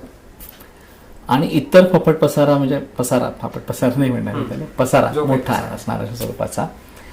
रोगाच्या संदर्भामध्ये त्याची कारणं, त्याची लक्षणं, त्याच्या अवस्था, त्याचं साध्यासाध्यत्व, त्याचे चिकित्सा सूत्र, त्याचे आलेले विविध प्रकारचे योग, अमुक तमुक, हा मोठा असणार अशा स्वरूपाचा. पण शेवटी कसं आहे की तच्च नित्यम प्रयुंजित स्वास्थ्य येनानुवर्तते अजाताना विकारणं अनुत्पत्तीकरंची यत्. त्या ज्याने स्वास्थ्य टिकून राहतं त्याचं सेवन करावं, आणि अजात विकारांना जे निर्माण करणार नाही असं सेवन करावं, म्हणजे विकारांना कारणीभूत असं काही करू नये असं स्वरूपाचं. तर स्वस्थवृत्ताचा पार्ट आम्ही नीट समजावून घेतला आणि डेव्हिएशन्स कुठे कुठे झाली आहेत असं लक्षात घेण्याचा प्रयत्न केला, तर तुम्हाला सगळ्याच रोगांच्या संदर्भामध्ये माहिती कळू शकते. जे ब्राह्मे मुहूर्ते उत्तिष्ठेत इथपासून सुरुवात करून आम्ही विचारात घेतलं तर जीवनशैलीतले खूप गोष्टी बदलल्या आहेत असं झालंय. आम्हाला आता त्याचं कारणत्व कळत नाही. यांनी त्रिदोष सिद्धांतांमध्ये कसं केलं की आहार हा मेजर येतो, आहारापासूनच मूळ शरीर बनतं असणार स्वरूपाचं. आहार रसप्रधान आहे, त्यावेळेस आहार रस आहे, त्यातल्या 3 रसाने अमुक दोष वाढतात, कमी होतात वगैरे वगैरे, असं डायरेक्टली रस आणि आहार यांचा संबंध लावून दिला, आणि रस आणि दोष असा संबंध लावून दिला असणार अशा स्वरूपाचा. आणि मग दोषांचं वैषम्य त्यांनी होतंय असं एकदा म्हणलं की तिथून रोगाचा मार्ग खुला झाला, की ह्या प्रकाराने हा दोष असा बिघडला असताना यथा दृष्टीनं दोष येणं, अशा प्रकारे निपसला, संचय प्रकोपादी अवस्था घडल्या, अशा प्रकारची वैद्याची निर्मिती केली.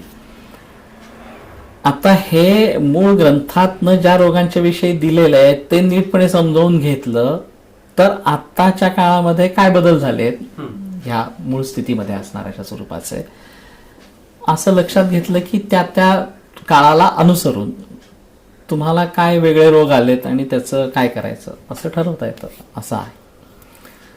तर हे जर आम्ही नीटपणे जे एक्झिस्टिंग आहे ते नीट समजून घ्यायचं, मूळ ग्रंथातनं वर्णन केलेलं आहे ते, त्याच्यातल्या लिंक्स नीट लावायच्या असणाऱ्या स्वरूपाच्या, आणि मग अनुक्त जे काही आहे त्याच्याविषयीचा विचार मांडायचा.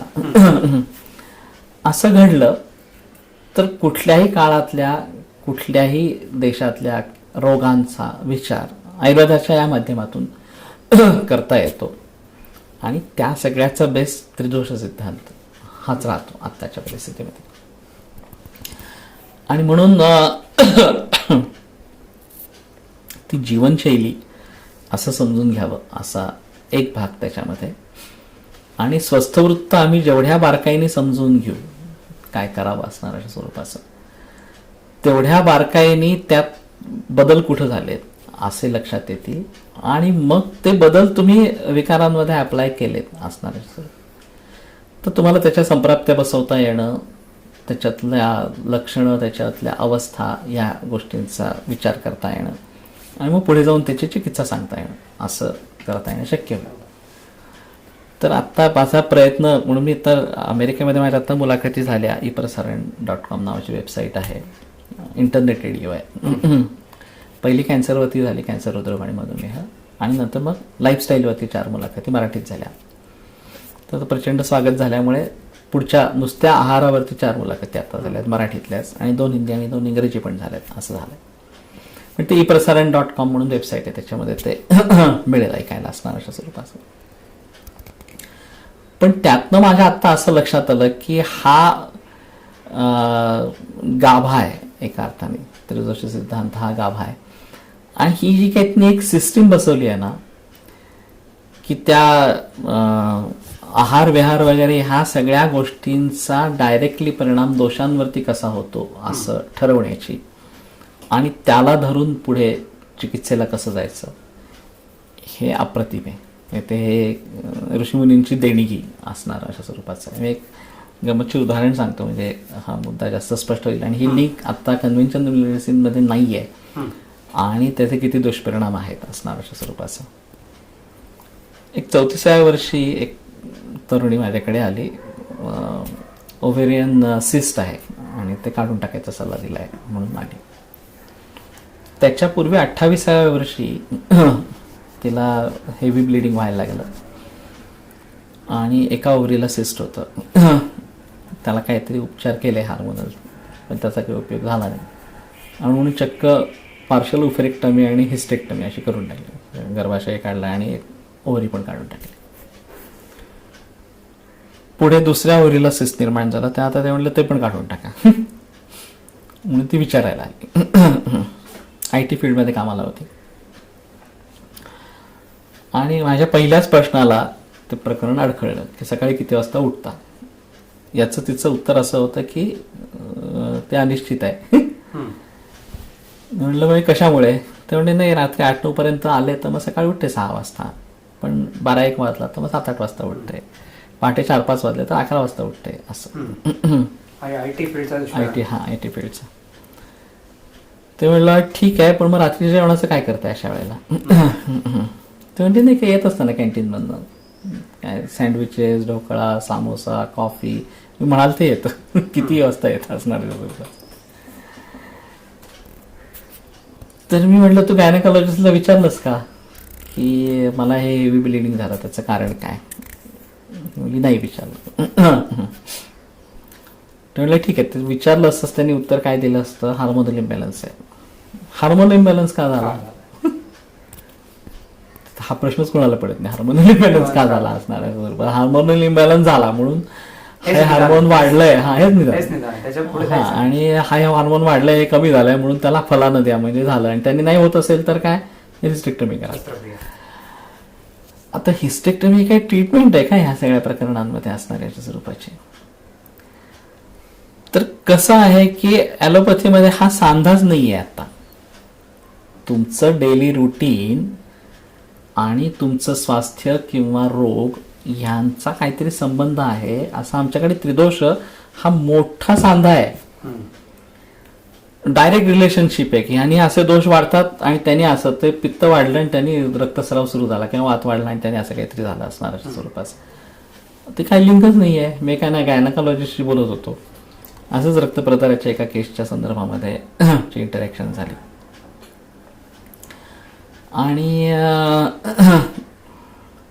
त्याच्याकडे कोणतरी एक बाईनी दाखवून गेली, मग मध्येच काहीतरी ती वैद्याकडे गेली कोणाकडे तरी, मग गायब झाली आणि परत ब्लिडिंग व्हायला लागली, परत याच्याकडे आली, असं काहीतरी झालं. तर तो म्हणला की असं काही तुमच्याकडे असतं का की सुरुवातीला कमी होतं आणि मग नंतर ब्लिडिंग वाढतं? म्हणलं असलं काही नाही आहे. झालं तर ते तसंच सुरळीतपणे पुढे जायला पाहिजे. तिने काहीतरी अपथ्य सेवन केलं असेल एखाद्या वेळामध्ये, असंही झालं असेल. तर म्हणलं म्हणजे काय असतं?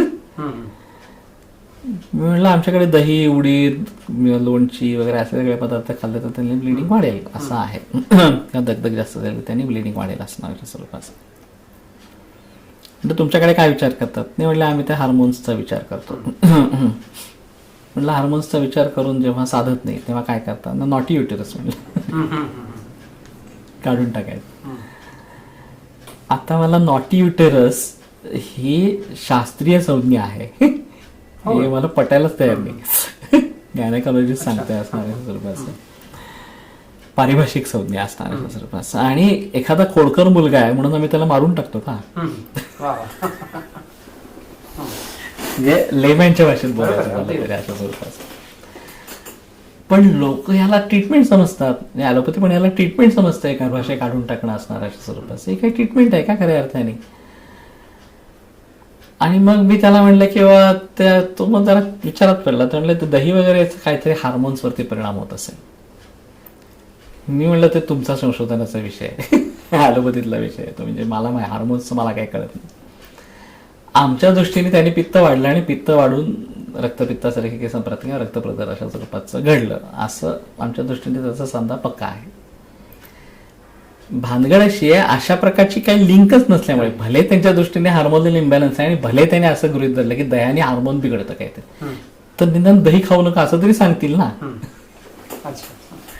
ती लिंकच नाही आहे. गायनाकॉलॉजिस्टनी खाण्यापिण्याची चौकशी केली आहे असं तो गायनाकॉलॉजिस्ट मूर्ख आहे, त्याला काही कळत नाही असं लोक समजतील. हे काय विचारत बसलाय असणार अशा स्वरूपाचं.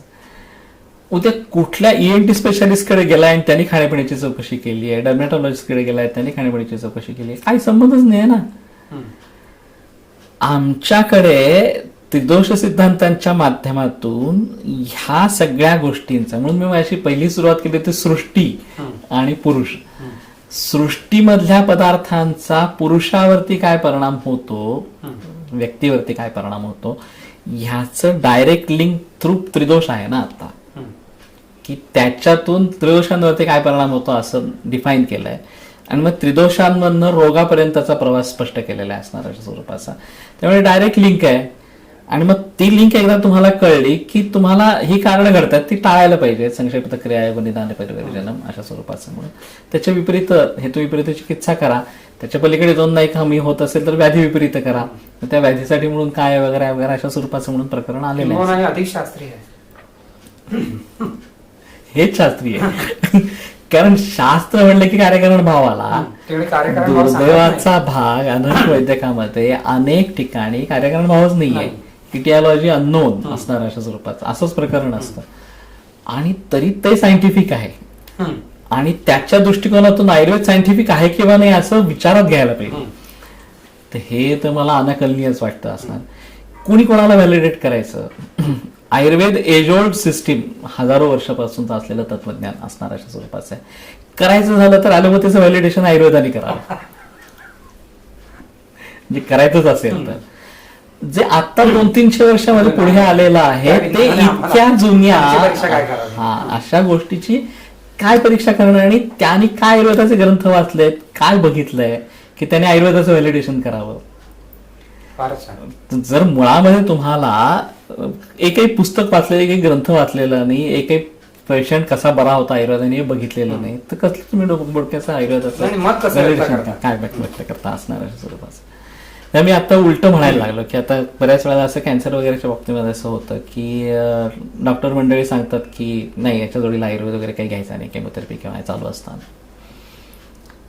तरी मग पेशंटना सांगतो असं किंवा ज्या तिथे असं म्हणतायत त्या त्यांना आयुर्वेद अजिबात काही माहिती नाही आहे असा त्याचा अर्थ आहे. अज्ञान आहे आयुर्वेदाविषयीचं. मग ठीक आहे, त्याने आयुर्वेदाविषयी काहीच मत देऊ नये ना. तुम्हाला आयुर्वेदाविषयी काही माहिती नाही तर आयुर्वेदाचं घ्यावं का न घ्यावं हे सांगणारे तुम्ही कोण. तुम्ही हवं तर असं म्हणू शकता तुमच्या जबाबदारीवरती घ्यायचं तर घ्या, मला माहिती नाही त्याच्याविषयीचं काय असणार हे ठीक आहे. आणि ते सुद्धा प्रांजळपणे असणार अशा स्वरूप, म्हणजे त्यात अभिनिवेश काय अशा स्वरूपाचं नाही. आणि कोणा वैद्याचं घ्यायचंय काय घ्यायचंय तुमचा तुम्ही ठरवायचा निर्णय असणार अशा स्वरूपाचा. काय त्याच्या इंटरॅक्शन झालं तर मला माहिती नाही असं एक वेळ म्हणलं तर चालेल. पण तुम्ही घेऊ नका असं जेव्हा सांगता तुम्हाला आणि तुम्हाला नक्की आयुर्वेद म्हणजे काय असं माहिती नाही असं त्याचा अर्थ आहे. कारण आयुर्वेद ही जीवन पद्धती आहे खरं तर, नुसतं काही वैद्यकशास्त्र नाहीये. आज नुसतं पथ्यापथ्य लोकांनी सांभाळलं जरी ॲलोपॅथीची औषधं घेऊन तरी समाजाचं भलं होईल. दुर्दैवाचा भाग असा की पथ्यापथ्य संकल्पनेलाच फाटा मिळाला. कारण सिम्पटमॅटिक रिलीफचं तंत्र जसं उदयाला आलं तसं माझे डोकेदुखी कशाने का असे ना, ऍस्पिरिन खाऊन डोकेदुखी थांबते. मी कशाला हुडकायला जातोय, मी काल काय खाल्लं म्हणून माझं डोकं दुखतंय आणि मग ते टाळायला पाहिजे. बटाटे वडे खाल्ले म्हणून डोकं दुखतंय असं जर असेल तर पुढे मी बटाटे वड्याला हात लावताना विचार करायला पाहिजे. बटाटे वडा खायचा व ते आईस्क्रीमही खायचं आणि मी ट्रीटमेंट झाली असं म्हणायचं. मूर्खपणा आहे हा सगळा. तेव्हा हा जो काही एक सांधा आहे आता त्रिदोषांच्या माध्यमातून असणारा सृष्टीचा आणि तुमचा, हा खूप पक्का आहे. आणि ते वैशिष्ट्य आहे खरं तर आयुर्वेदाचं. अशी लिंक आधुनिक वैद्यकात नाहीये, त्याचं दुर्दैव आहे त्या प्रकारच्या शास्त्र. त्यामुळे खऱ्या अर्थाने कार्यकारण भावच नाहीये. जो कार्यकारण भाव आहे तो एका व्यवस्थित मर्यादेपर्यंत येऊन थांबतो, त्याच्या पलीकडे जात नाही तो कार्यकारण भाव. फिजिओलॉजिकल ॲबनॉर्मॅलिटीवर अॅनाटॉमिकल उत्तर शोधलं जातं. ॲबनॉर्मॅलिटी बऱ्याचदा फिजिओलॉजिकल असते.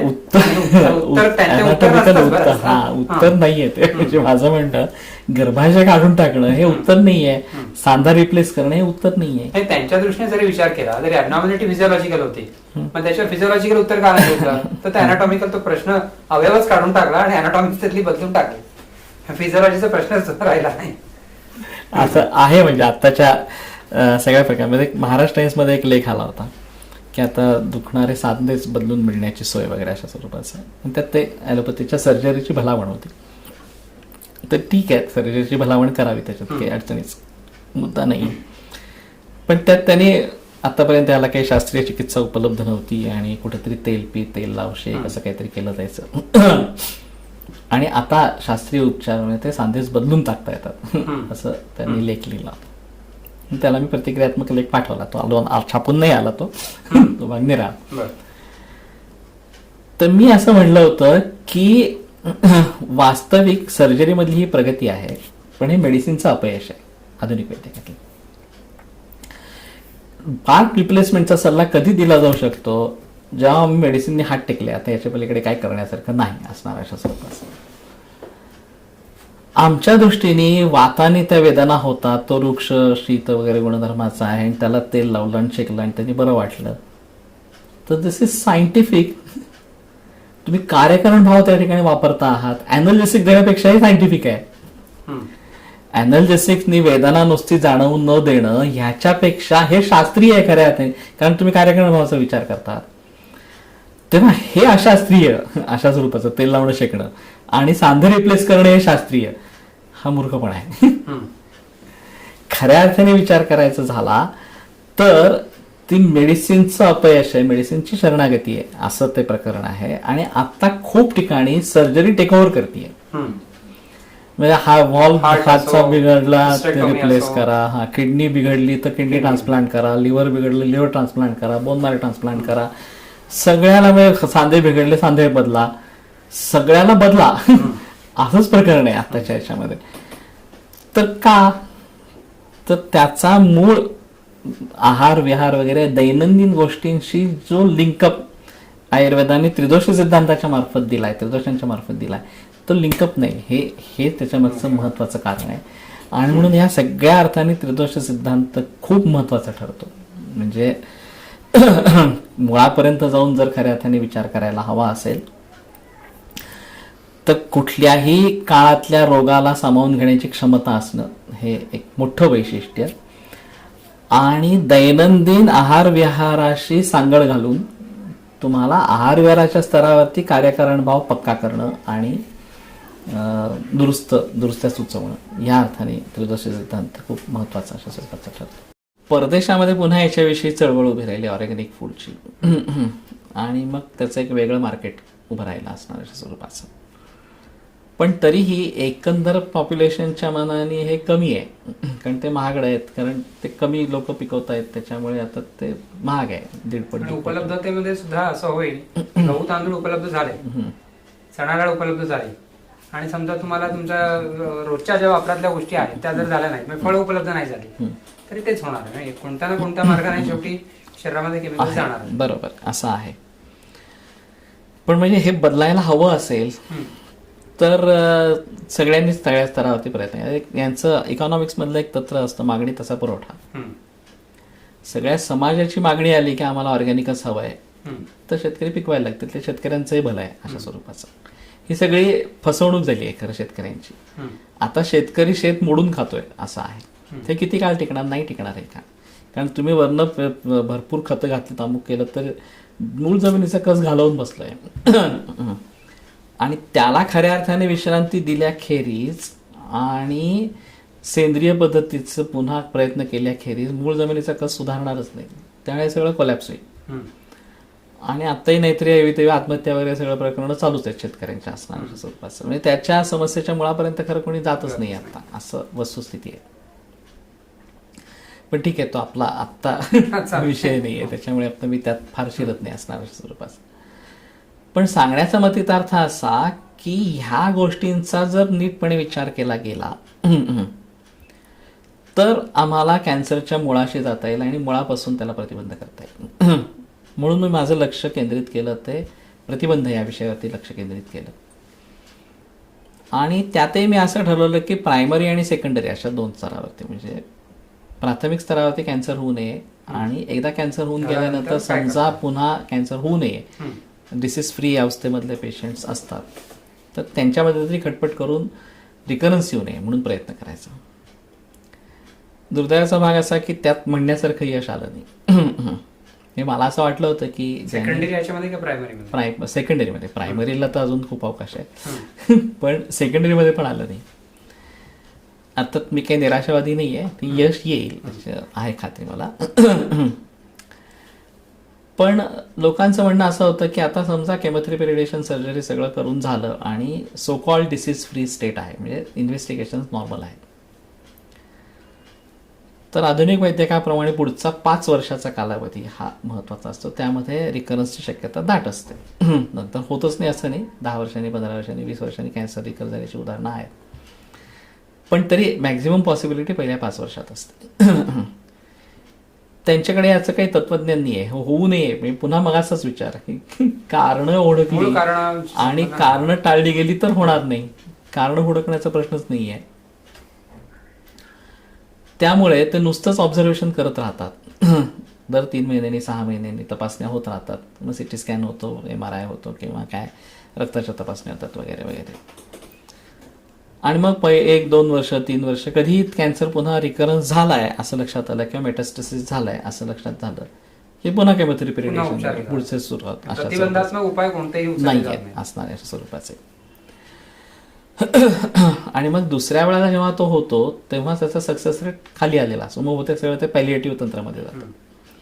तर तात्पुरतं लाईफस्पॅन थोडंसं वाढवणं, काय आयुष्य सुसह्य करणं अशा अर्थाने मुकले जातं. आणि आयुष्य सुसह्य होत नाही तरी सुद्धा ते उलटं आणखीन मेजरेबल होतं, कारण त्याचे दुष्परिणाम हे आणखीन बुकांडी बसतात असणाऱ्या स्वरूपाचे. त्यामुळे मला असं वाटलं होतं की बाबा लोक एकदा ते उपचार घेऊन झालेत, आता पुन्हा हे उपचार आपल्याला करायला लागू नयेत, पुन्हा कॅन्सर होऊ नये, म्हणून आपण मुळापर्यंत जाऊन सांगतोय तर लोक ऐकतील आणि बदल करतील. तसं नाही झालं. कशा प्रकारचे बदल? म्हणजे लाईफस्टाईलमध्ये चेंजेस करायला पाहिजेत. मी मगाशी एक असं वाक्य म्हटलं होतं की लोकांनी निदान पथ्य पाळायला सुरुवात केली तरी समाजाचं भलं होईल. ॲलोपॅथीची ट्रीटमेंट घ्यायची न घ्यायची हा स्वतंत्र इश्यू आहे. ॲलोपॅथीमध्येच राहिले असं गृहीत धरून चालू, तात्पुरतं काय जुजबी वाटले तेवढे जाऊन उपचार घेतले आणि तेवढं सोडून दिलं. पण बेसिकली स्वस्थवृत्त शिकले आणि त्याप्रमाणे दिनचर्या वगैरे करायला लागले तरी समाजाचं भलं होईल. तसं कॅन्सर होऊ नये पुन्हा ह्यासाठी ही सगळी कारणं टाळली जायला पाहिजेत. म्हणजे मग त्यांनी कंपल्सरीली ऑर्गॅनिकच खायला पाहिजे. म्हणजे ज्याला कॅन्सर होऊन गेलेला आहे त्याला त्यांनी तरी कंपल्सरीली ऑर्गॅनिकच, सेंद्रियच घ्यायला पाहिजे. पण मग असं म्हणता येईल का की एकदा विष शरीरात गेल्यानंतर, एकदा रोग होऊन गेल्यानंतर जेव्हा दुसऱ्यांदा पुन्हा विष जाईल तेव्हा तिथे अधिक संभावना आहे? आहेच ना, नक्कीच आहे. मूळ कारण जर तुमचं तसंच चालू राहिलं तर फक्त व्यक्त व्हायला अजून काय 1 वर्ष, 2 वर्ष, 3 वर्ष एवढाच कालावधीचा फरक आहे. ते होणार व्यक्त असणाऱ्या स्वरूपाचं. मूळ मानसिक कारणं असतील आणि ती गेलीच नाही, ताणतणाव आहेत मुळामध्ये किंवा स्ट्रेस आहे काहीतरी इतर प्रकारचा, आणि ते कारण संपलंच नाही तर कॅन्सर येणारच परत असणाऱ्या स्वरूपात. तंबाखू वगैरे अशा स्वरूपाचं सेवन करतोय, बहुतेक ते सुटतं. पण जर असे काही पेशंट सापडतात की ते नाही, ते तरी चालू राहतं असणाऱ्या स्वरूपाचं, तर मग तो कॅन्सर येणार. म्हणजे त्यात काही वेगळं काही असणार अशा स्वरूपाचं नाही आहे. तेव्हा लोकांची परिस्थिती अशी असते की बाबा मला पुन्हा ती पथ्य पाळायची, म्हणजे आयुर्वेदाकडे यायचं असं जर समजा ठरवलं या डिसीज फ्री स्टेटला असणार अशा स्वरूपाचं, की ते पथ्य सांगणार. कारण आयुर्वेद म्हटलं की पथ्य, ॲलोपॅथीमध्ये म्हणजे असे काही खा प्या आपल्या गोळ्या घेतल्या म्हणजे झालं असणार अशा स्वरूपात, असं नाही ना. आणि पुन्हा खर्च करायला लागणार. आधीच मी लक्षावधी रुपये त्या केमोथेरपीसाठी घातले, आता का फुल्लक झालोय. तर त्याच्यासाठी पुन्हा आयुर्वेदाला म्हणलं की काहीतरी खर्च तरी येणारच, म्हणजे औषध घ्यायचे वगैरे असं म्हणलं की. आणि तिसरा महत्वाचा मुद्दा, मला आता काही होत नाही तर मी ते कशाला घेऊ. ह्या 3 मुद्द्यांमुळे डिसीज फ्री स्टेटला लोक आयुर्वेदाकडे वळत नाहीत ना. डॉक्टरही त्यांना सांगतात की हे पुन्हा पुन्हा होण्याची शक्यता असते, हे माहिती असतं, आणि त्यामुळे तपासण्या करत राहा म्हणून सांगतात. होऊ नये म्हणून काय करायचं असं वैद्य, डॉक्टरही विचारत नाही आणि पेशंटही विचारत नाही असणार अशा स्वरूपाचं, आणि नुसतंच ते करत राहतो असणार अशा स्वरूपाचं. तेव्हा ते पुन्हा जर होऊ नये कॅन्सर निर्माण असं जर करायला हवं असेल तर ते कारणं टाळली जायला पाहिजे, असा एक भाग. मी आता अशा शेवटी मुद्द्यावरती आलो की रोग निर्माण व्हायला दोष आणि दूष्य असे 2 कारणं राहतात. तर ह्यासारख्या विकारांमध्ये बहुतेक त्रिदोषावस्था असते, संधिपातावस्था असते, कुठल्या तरी वातपित्ताचं प्राधान्य अशा स्वरूपाचं असतं, आणि हा अपतर्पणाने होणारा आजार आहे.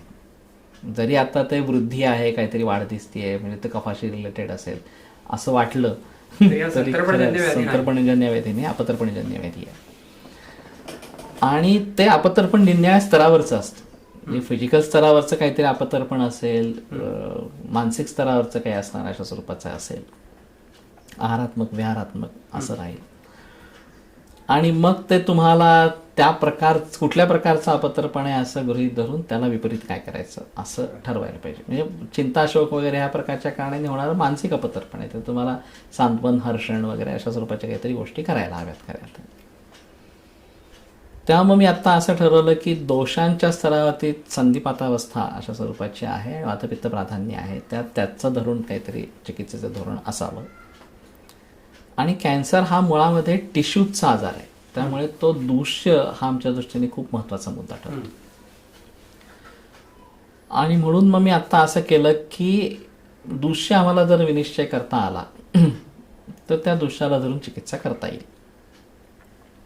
दूष्य कशी ठरवायची तर स्रोतदृष्टी कारणं, स्रोतदृष्टी लक्षणं असे 2 मेजर आहेत. आता हे चिंत्यानाम चातिचिंतना असा हेतू सापडला तर आमच्या दृष्टीने रस व स्रोताची जी दृष्टी आहे या प्रकरणामुळे झालेली, तर मी रस व स्रोतसाला धरून काहीतरी करायला हवं असा त्याचा अर्थ होईल.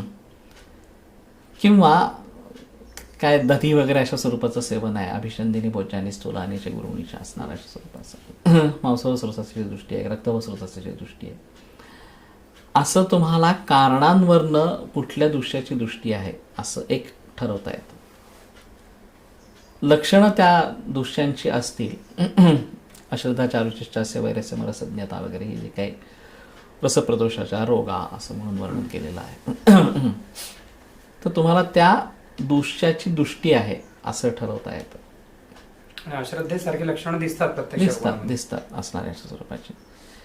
त्या या 2 गोष्टींवरनं दृश्य ठरवावं असा एक मुद्दा. आणि तिसरा जो आता आधुनिक परीक्षण किंवा आपली परीक्षण याच्यावरनं ठरवता येतो तो म्हणजे समजा यकृताच्या ठिकाणी कॅन्सर झालेला, प्रायमरी किंवा सेकंडरी असणाऱ्या स्वरूपाचं, ते आमच्या दृष्टीने रक्त व स्रोतसाचं मूलस्थान आहे. तेव्हा रक्त व स्रोतसाचा विचार त्यामध्ये करायला हवा.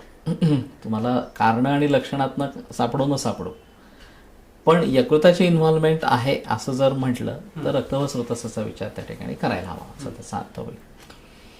तेव्हा कुठल्या अवयवाची इन्व्हॉल्वमेंट आहे तर कफशून्यत मांसानाम सारात जिव्हा प्रजायते, टंग कॅन्सर झालेला असेल तर रक्त आणि मांस यांचा काहीतरी संबंध असणार अशा स्वरूपाचा आहे. असं मांसाचं कफमेध प्रसादात वृषणो तर तुम्हाला खूप ठिकाणी आहे, ते अवयवगती तत्व असे आहे, त्यांचं तुम्हाला संबंध लावून दृश्यापर्यंत पोहोचता येतं.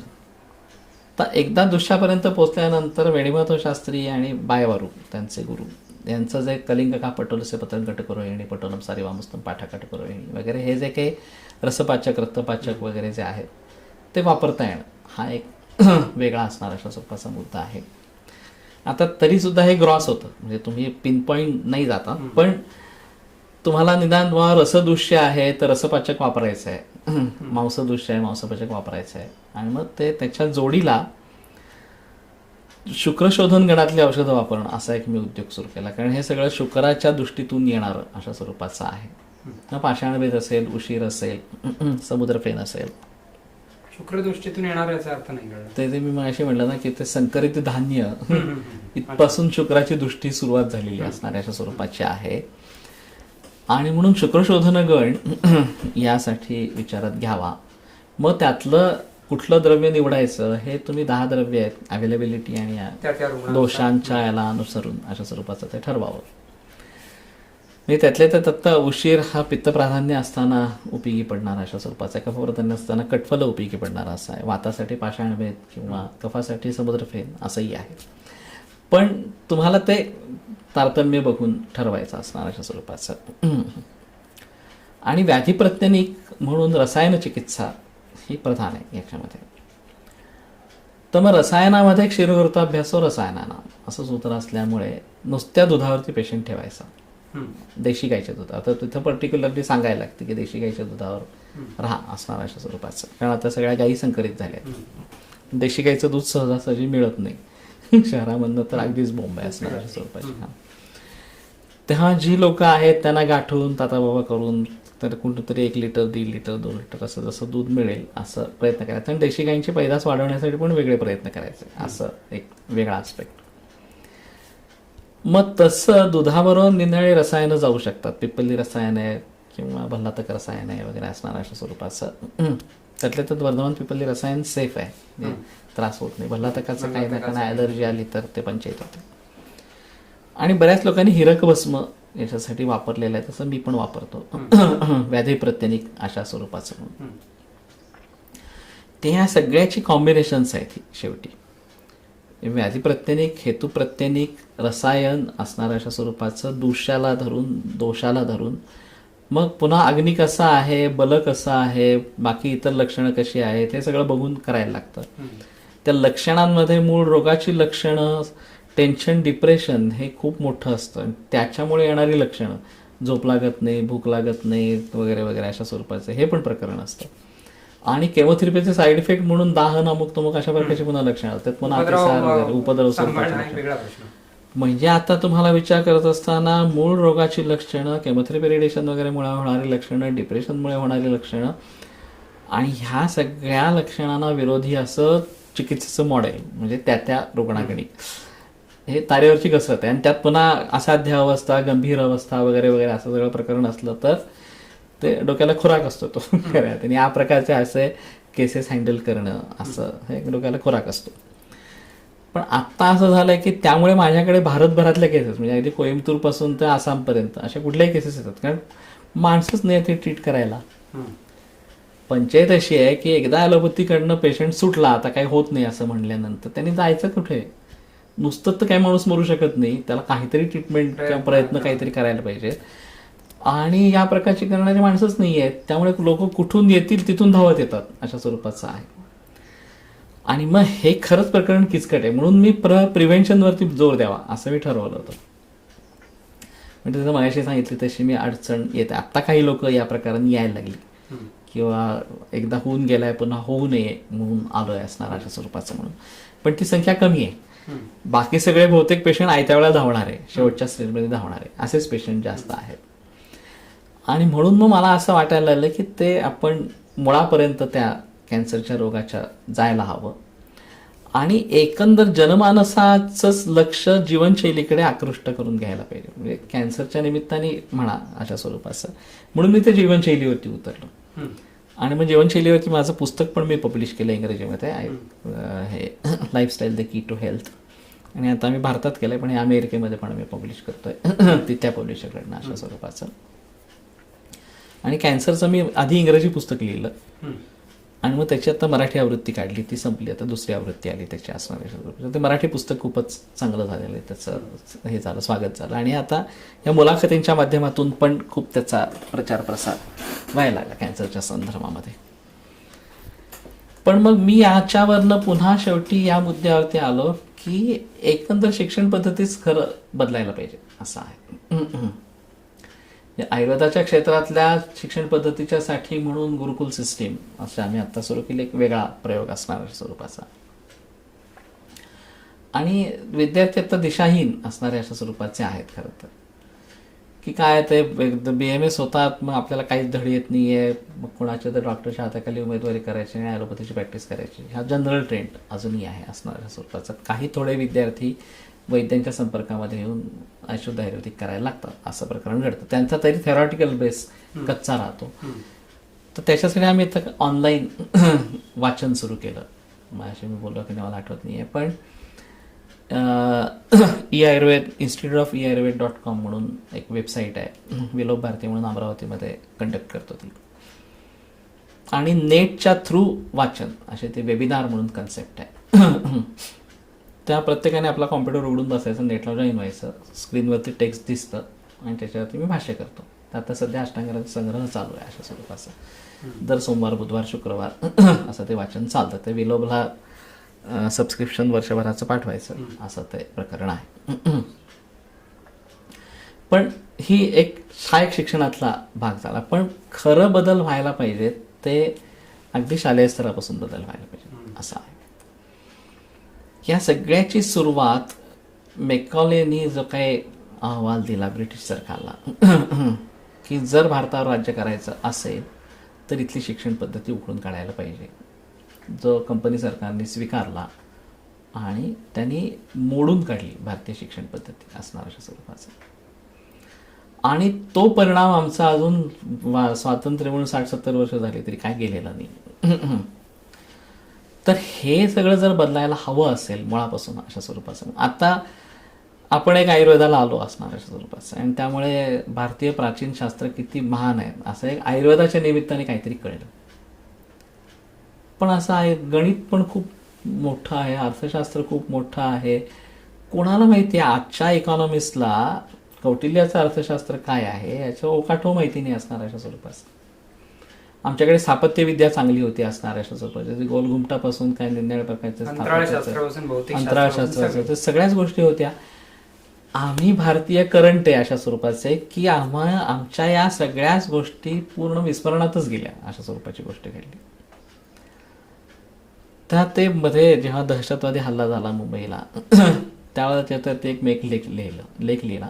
फक्त दुर्दैवाचा भाग असा की तो कुठेच गेला नाही, म्हणजे तो माझ्याचकडे राहिला. तर ते कधीतरी निमित्त काढून तो छापायला गेला तर बरं राहील असणार अशा स्वरूपाचा.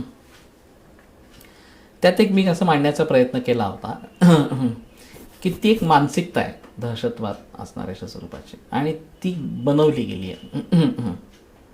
ते जिथं ती बनवली जाते तिथंच ते मुळात तोडून काढायला पाहिजे असणार अशा स्वरूपाचं. तर तसंच आत्ताच्या शिक्षणाच्या संदर्भामधली जी मानसिकता आहे ही तुम्हाला मुळातल्या शिक्षणाच्या पद्धतीतच बदल घडवून आणायला पाहिजे असं आहे.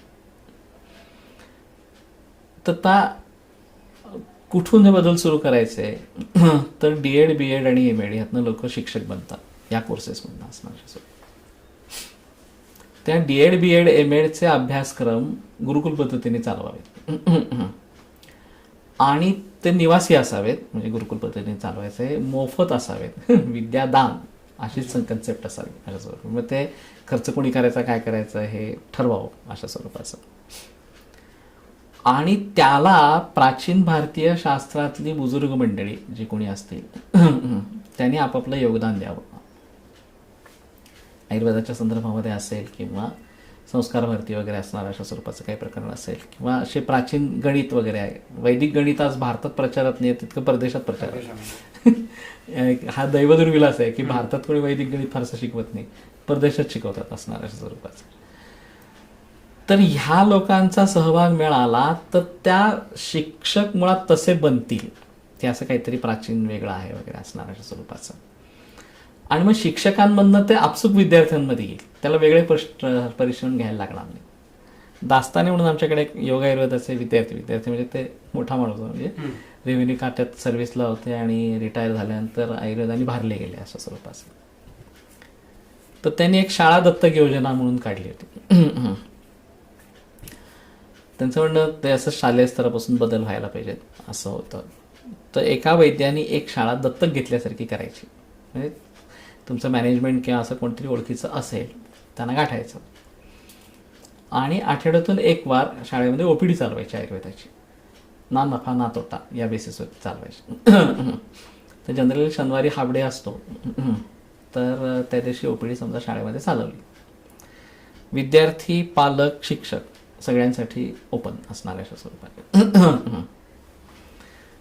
तो जे काही पथ्यापथ्य सांगेल, तो जे काही करेल आणि लोक त्यातनं अनुभव घेतील, मुलं अनुभव घेतील, शिक्षक अनुभव घेतील, त्या अनुभवातून जे बदल घडतील ते मोठे असतील. मग त्याने महिन्यातून एक व्याख्यान द्यावं किंवा दर महिन्याला एक व्याख्यान, जास्त बंबार्डिंग करायचं असंही नाही आहे, प्रत्यक्ष व्यवहार. प्रत्यक्ष व्यवहार. तर तसं केलं की ते ऑटोमॅटिकली विद्यार्थ्यांपर्यंत पोचत राहील. आता ते विद्यार्थी पालक संघ वगैरे वगैरे असं म्हणायचं, म्हणजे शिक्षक पालक संघ वगैरे असतात, त्याच्या माध्यमातून काही विचार या प्रकारचे प्रसृत करता येतील असं राहील. आता हे जीवनशैलीच्या माझ्या मुलाखती खूप गाजत आहेत असं झालंय आणि त्यातनं लोकांना खूप फायदे होतात असं झालंय आताच्या याच्यामध्ये. तर तो एक वेगळा मार्ग सगळ्या समाजापर्यंत पोहोचायचा असणार अशा स्वरूपात. पण शिक्षक हाताशी धरणं हा त्यातला खूप महत्वाचा मुद्दा आहे. प्रायमरी शिक्षक तो सुद्धा, म्हणजे DED, BEd पासून सुरुवात गेली पाहिजे असणार अशा स्वरूपाचा. तर मग हळूहळू या बदल याच्यामध्ये घडायला लागतील असं होईल. आणि अजून इतर शास्त्रातली लोक गाठता येणे आता आणखी अवघड आहे. आयुर्वेदातली लोक काहीतरी ज्ञान मिळू शकतील वैद्य असणाऱ्या स्वरूपाचे, योगाचं काही मिळू शकेल अशा स्वरूपाचं. पण बाकीची जी गोष्ट आता जवळपास लुप्तप्राय अशा स्वरूपाची झाली आहे, त्याच्यासाठी फारच खटाटोप करायला लागेल. 64 विद्या 64 कला 16 विद्या असं प्रकरण होतं. तर आता त्याची नावं पण माहिती नाहीत. 64 कला असणार अशा स्वरूपाचं म्हणून, आणि कदाचित त्या आताच्या काळाला नसून काहीतरी वेगळे काहीतरी विचार करायला लागतील असंही असेल. विद्यांच्या संदर्भात काहीतरी वेगळा विचार करायला लागेल असंही काहीतरी असेल. मला असं कळलं होतं की प्राचीन शिक्षण पद्धतीमध्ये 3 गोष्टी शिकवल्या जायच्या सुरुवातीला. भाषा, काय तुमचं लॉजिक म्हणजे तर्कशास्त्र, आणि गणित, अशा 3 गोष्टी शिकवल्या जायच्या. हे आत्ताच शास्त्र, कला आणि सायन्स, काय तुमचं कॉमर्स, हे कुठे वाणिज्य, हे कुठून आलंय मला माहिती नाही. आता कदाचित ते ब्रिटिश सिस्टीममधून आलेलं असणार स्वरूपाचं. पण आपला विचार जास्त लॉजिकल होता की तुम्हाला तर्कशास्त्र यायला पाहिजे असणार अशा स्वरूपाचं. म्हणजे तुम्ही तर्कसंगत विचार करू शकला विशिष्ट मर्यादेपर्यंत. पुढे तर तर्क हा प्रतिष्ठा वगैरे वेदांतामध्ये सगळं प्रकरण येतं, पण ते पुढच्या वरच्या स्तरावरती असणार अशा स्वरूपाचं. दुसऱ्या बाजूला तुम्हाला गणित प्रत्येक गोष्टीसाठी लागतं, आणि त्याच्यात एक पुन्हा लॉजिक असणार अशा स्वरूपाचं. आणि भाषा, ही भाषा हे माध्यम आहे, आणि ते शिकल्याखेरीज तुम्ही कुठलेही ग्रंथ शिकू शकत नाही. त्यामुळे ती संस्कृत भाषा अशा प्रकारे शिकली गेली, आणि मग त्यातले पारिभाषिक शब्द, टेक्निकॅलिटीज त्या त्या शास्त्राच्या ज्या आहेत या तुम्हाला वेगळ्या स्तरावरती अशा स्वरूपाच्या म्हणून समजून घ्यायला लागतील. पण हे सगळं जर झालं तर मुळापासून बदल घडायला लागतील, आणि ही सगळी भारतीय समाजालाच आवश्यक असणारी गोष्ट आहे. आम्ही कुठंतरी ह्या सगळ्या पगड्यातून बाहेर यायला पाहिजे. आमच्याकडे खूप काहीतरी चांगलं मोठं आहे, ते ऋषीमुनींची देणी आहे, आपलंही काही नाही ते खरं तर. पण दुर्दैवाचा भाग असा की आम्हाला त्याची अजिबात जाणीवच नाही आहे. आम्हाला परदेशी लोकांचं काय ते खूप चांगलं मोठं वगैरे, आमच्याकडे काय कमी लोक विद्वान बुद्धिमान होऊन गेलेत का? अजूनही आमच्या इतिहासाचा पगडा सगळा ब्रिटिशांचा आहे. तर हे सगळं जर काहीतरी बदलायला हवं असेल तर मानसिकता तिथूनच बदलायला हवी. आज चीनमध्ये चीनी वैद्यक पर्यायी नाही आहे. भारतात आयुर्वेद पर्यायी का? निदान वैद्यांना तरी हा प्रश्न पडायला पाहिजे, वैद्यांनी पेटून उठायला पाहिजे. आमच्याकडे वैद्य काय त्याच्याविषयी काही विचार पण डोक्यामध्ये नाही. म्हणजे आपण पर्यायी का असं पण डोक्यात विचार नाही. तो विचार पडला तर मग त्याला काहीतरी उत्तर हुडकण्याचा प्रयत्न होईल असणार अशा स्वरूपाचं. आणि ती कारणं एवढी खोलात आहे, मूळ शिक्षण पद्धतीमध्येच हा सगळा दोष असणार अशा स्वरूपाचा आहे. आणि ब्रिटिशांनी ते पर्पजफुली केलंय. म्हणजे असं काही याचं काहीतरी त्यात राज्य करायचं होतं भारतावरती. तेव्हा मला आता असं वाटतं की शिक्षण पद्धतीमध्ये म्हणजे आयुर्वेदाच्या कॉलेजच्या स्तरावरच्या शिक्षणासाठी काय करावं हा एक आणखीन वेगळा मोठा विषय असणार स्वरूपाचा. त्याच्याविषयी पण मी बोलेन नंतर. पण मुळात सगळ्याच समाजाला भारतीय शास्त्रांच्या विषयी शिक्षण देण्याची गरज आहे. तर मग हे आता जे विरोध होत राहतात आपल्याला आपलं शास्त्र सांगत असताना, तर ते विरोध हळूहळू का होईना पण मावळायला लागतील. आणि त्याचा भारतीय समाजाला फायदा नक्कीच आहे. तेव्हा नुसत्याच भारतीय समाजाला आहे असं नाही, जगालाच आहे खरं. कारण हे डॉमिनन्स जो काही झाला ज्ञानाचा या प्रकारचा, त्यातून सगळा समाजच मुकला या प्रकारच्या ज्ञानाला अशा स्वरूपाचा. आणि म्हणून हे प्राचीन भारतीय शास्त्र पुनरुज्जीवित करणं, प्रत्यक्षात वापरात आणणं असणार अशा स्वरूपाचं, अशी गोष्ट करायला हवी. आणि मुळामध्ये शिक्षण पद्धतीमध्ये बदल घडून यायला हवेत. एवढं झालं तरी मग पुढचा मार्ग बराच सुकर.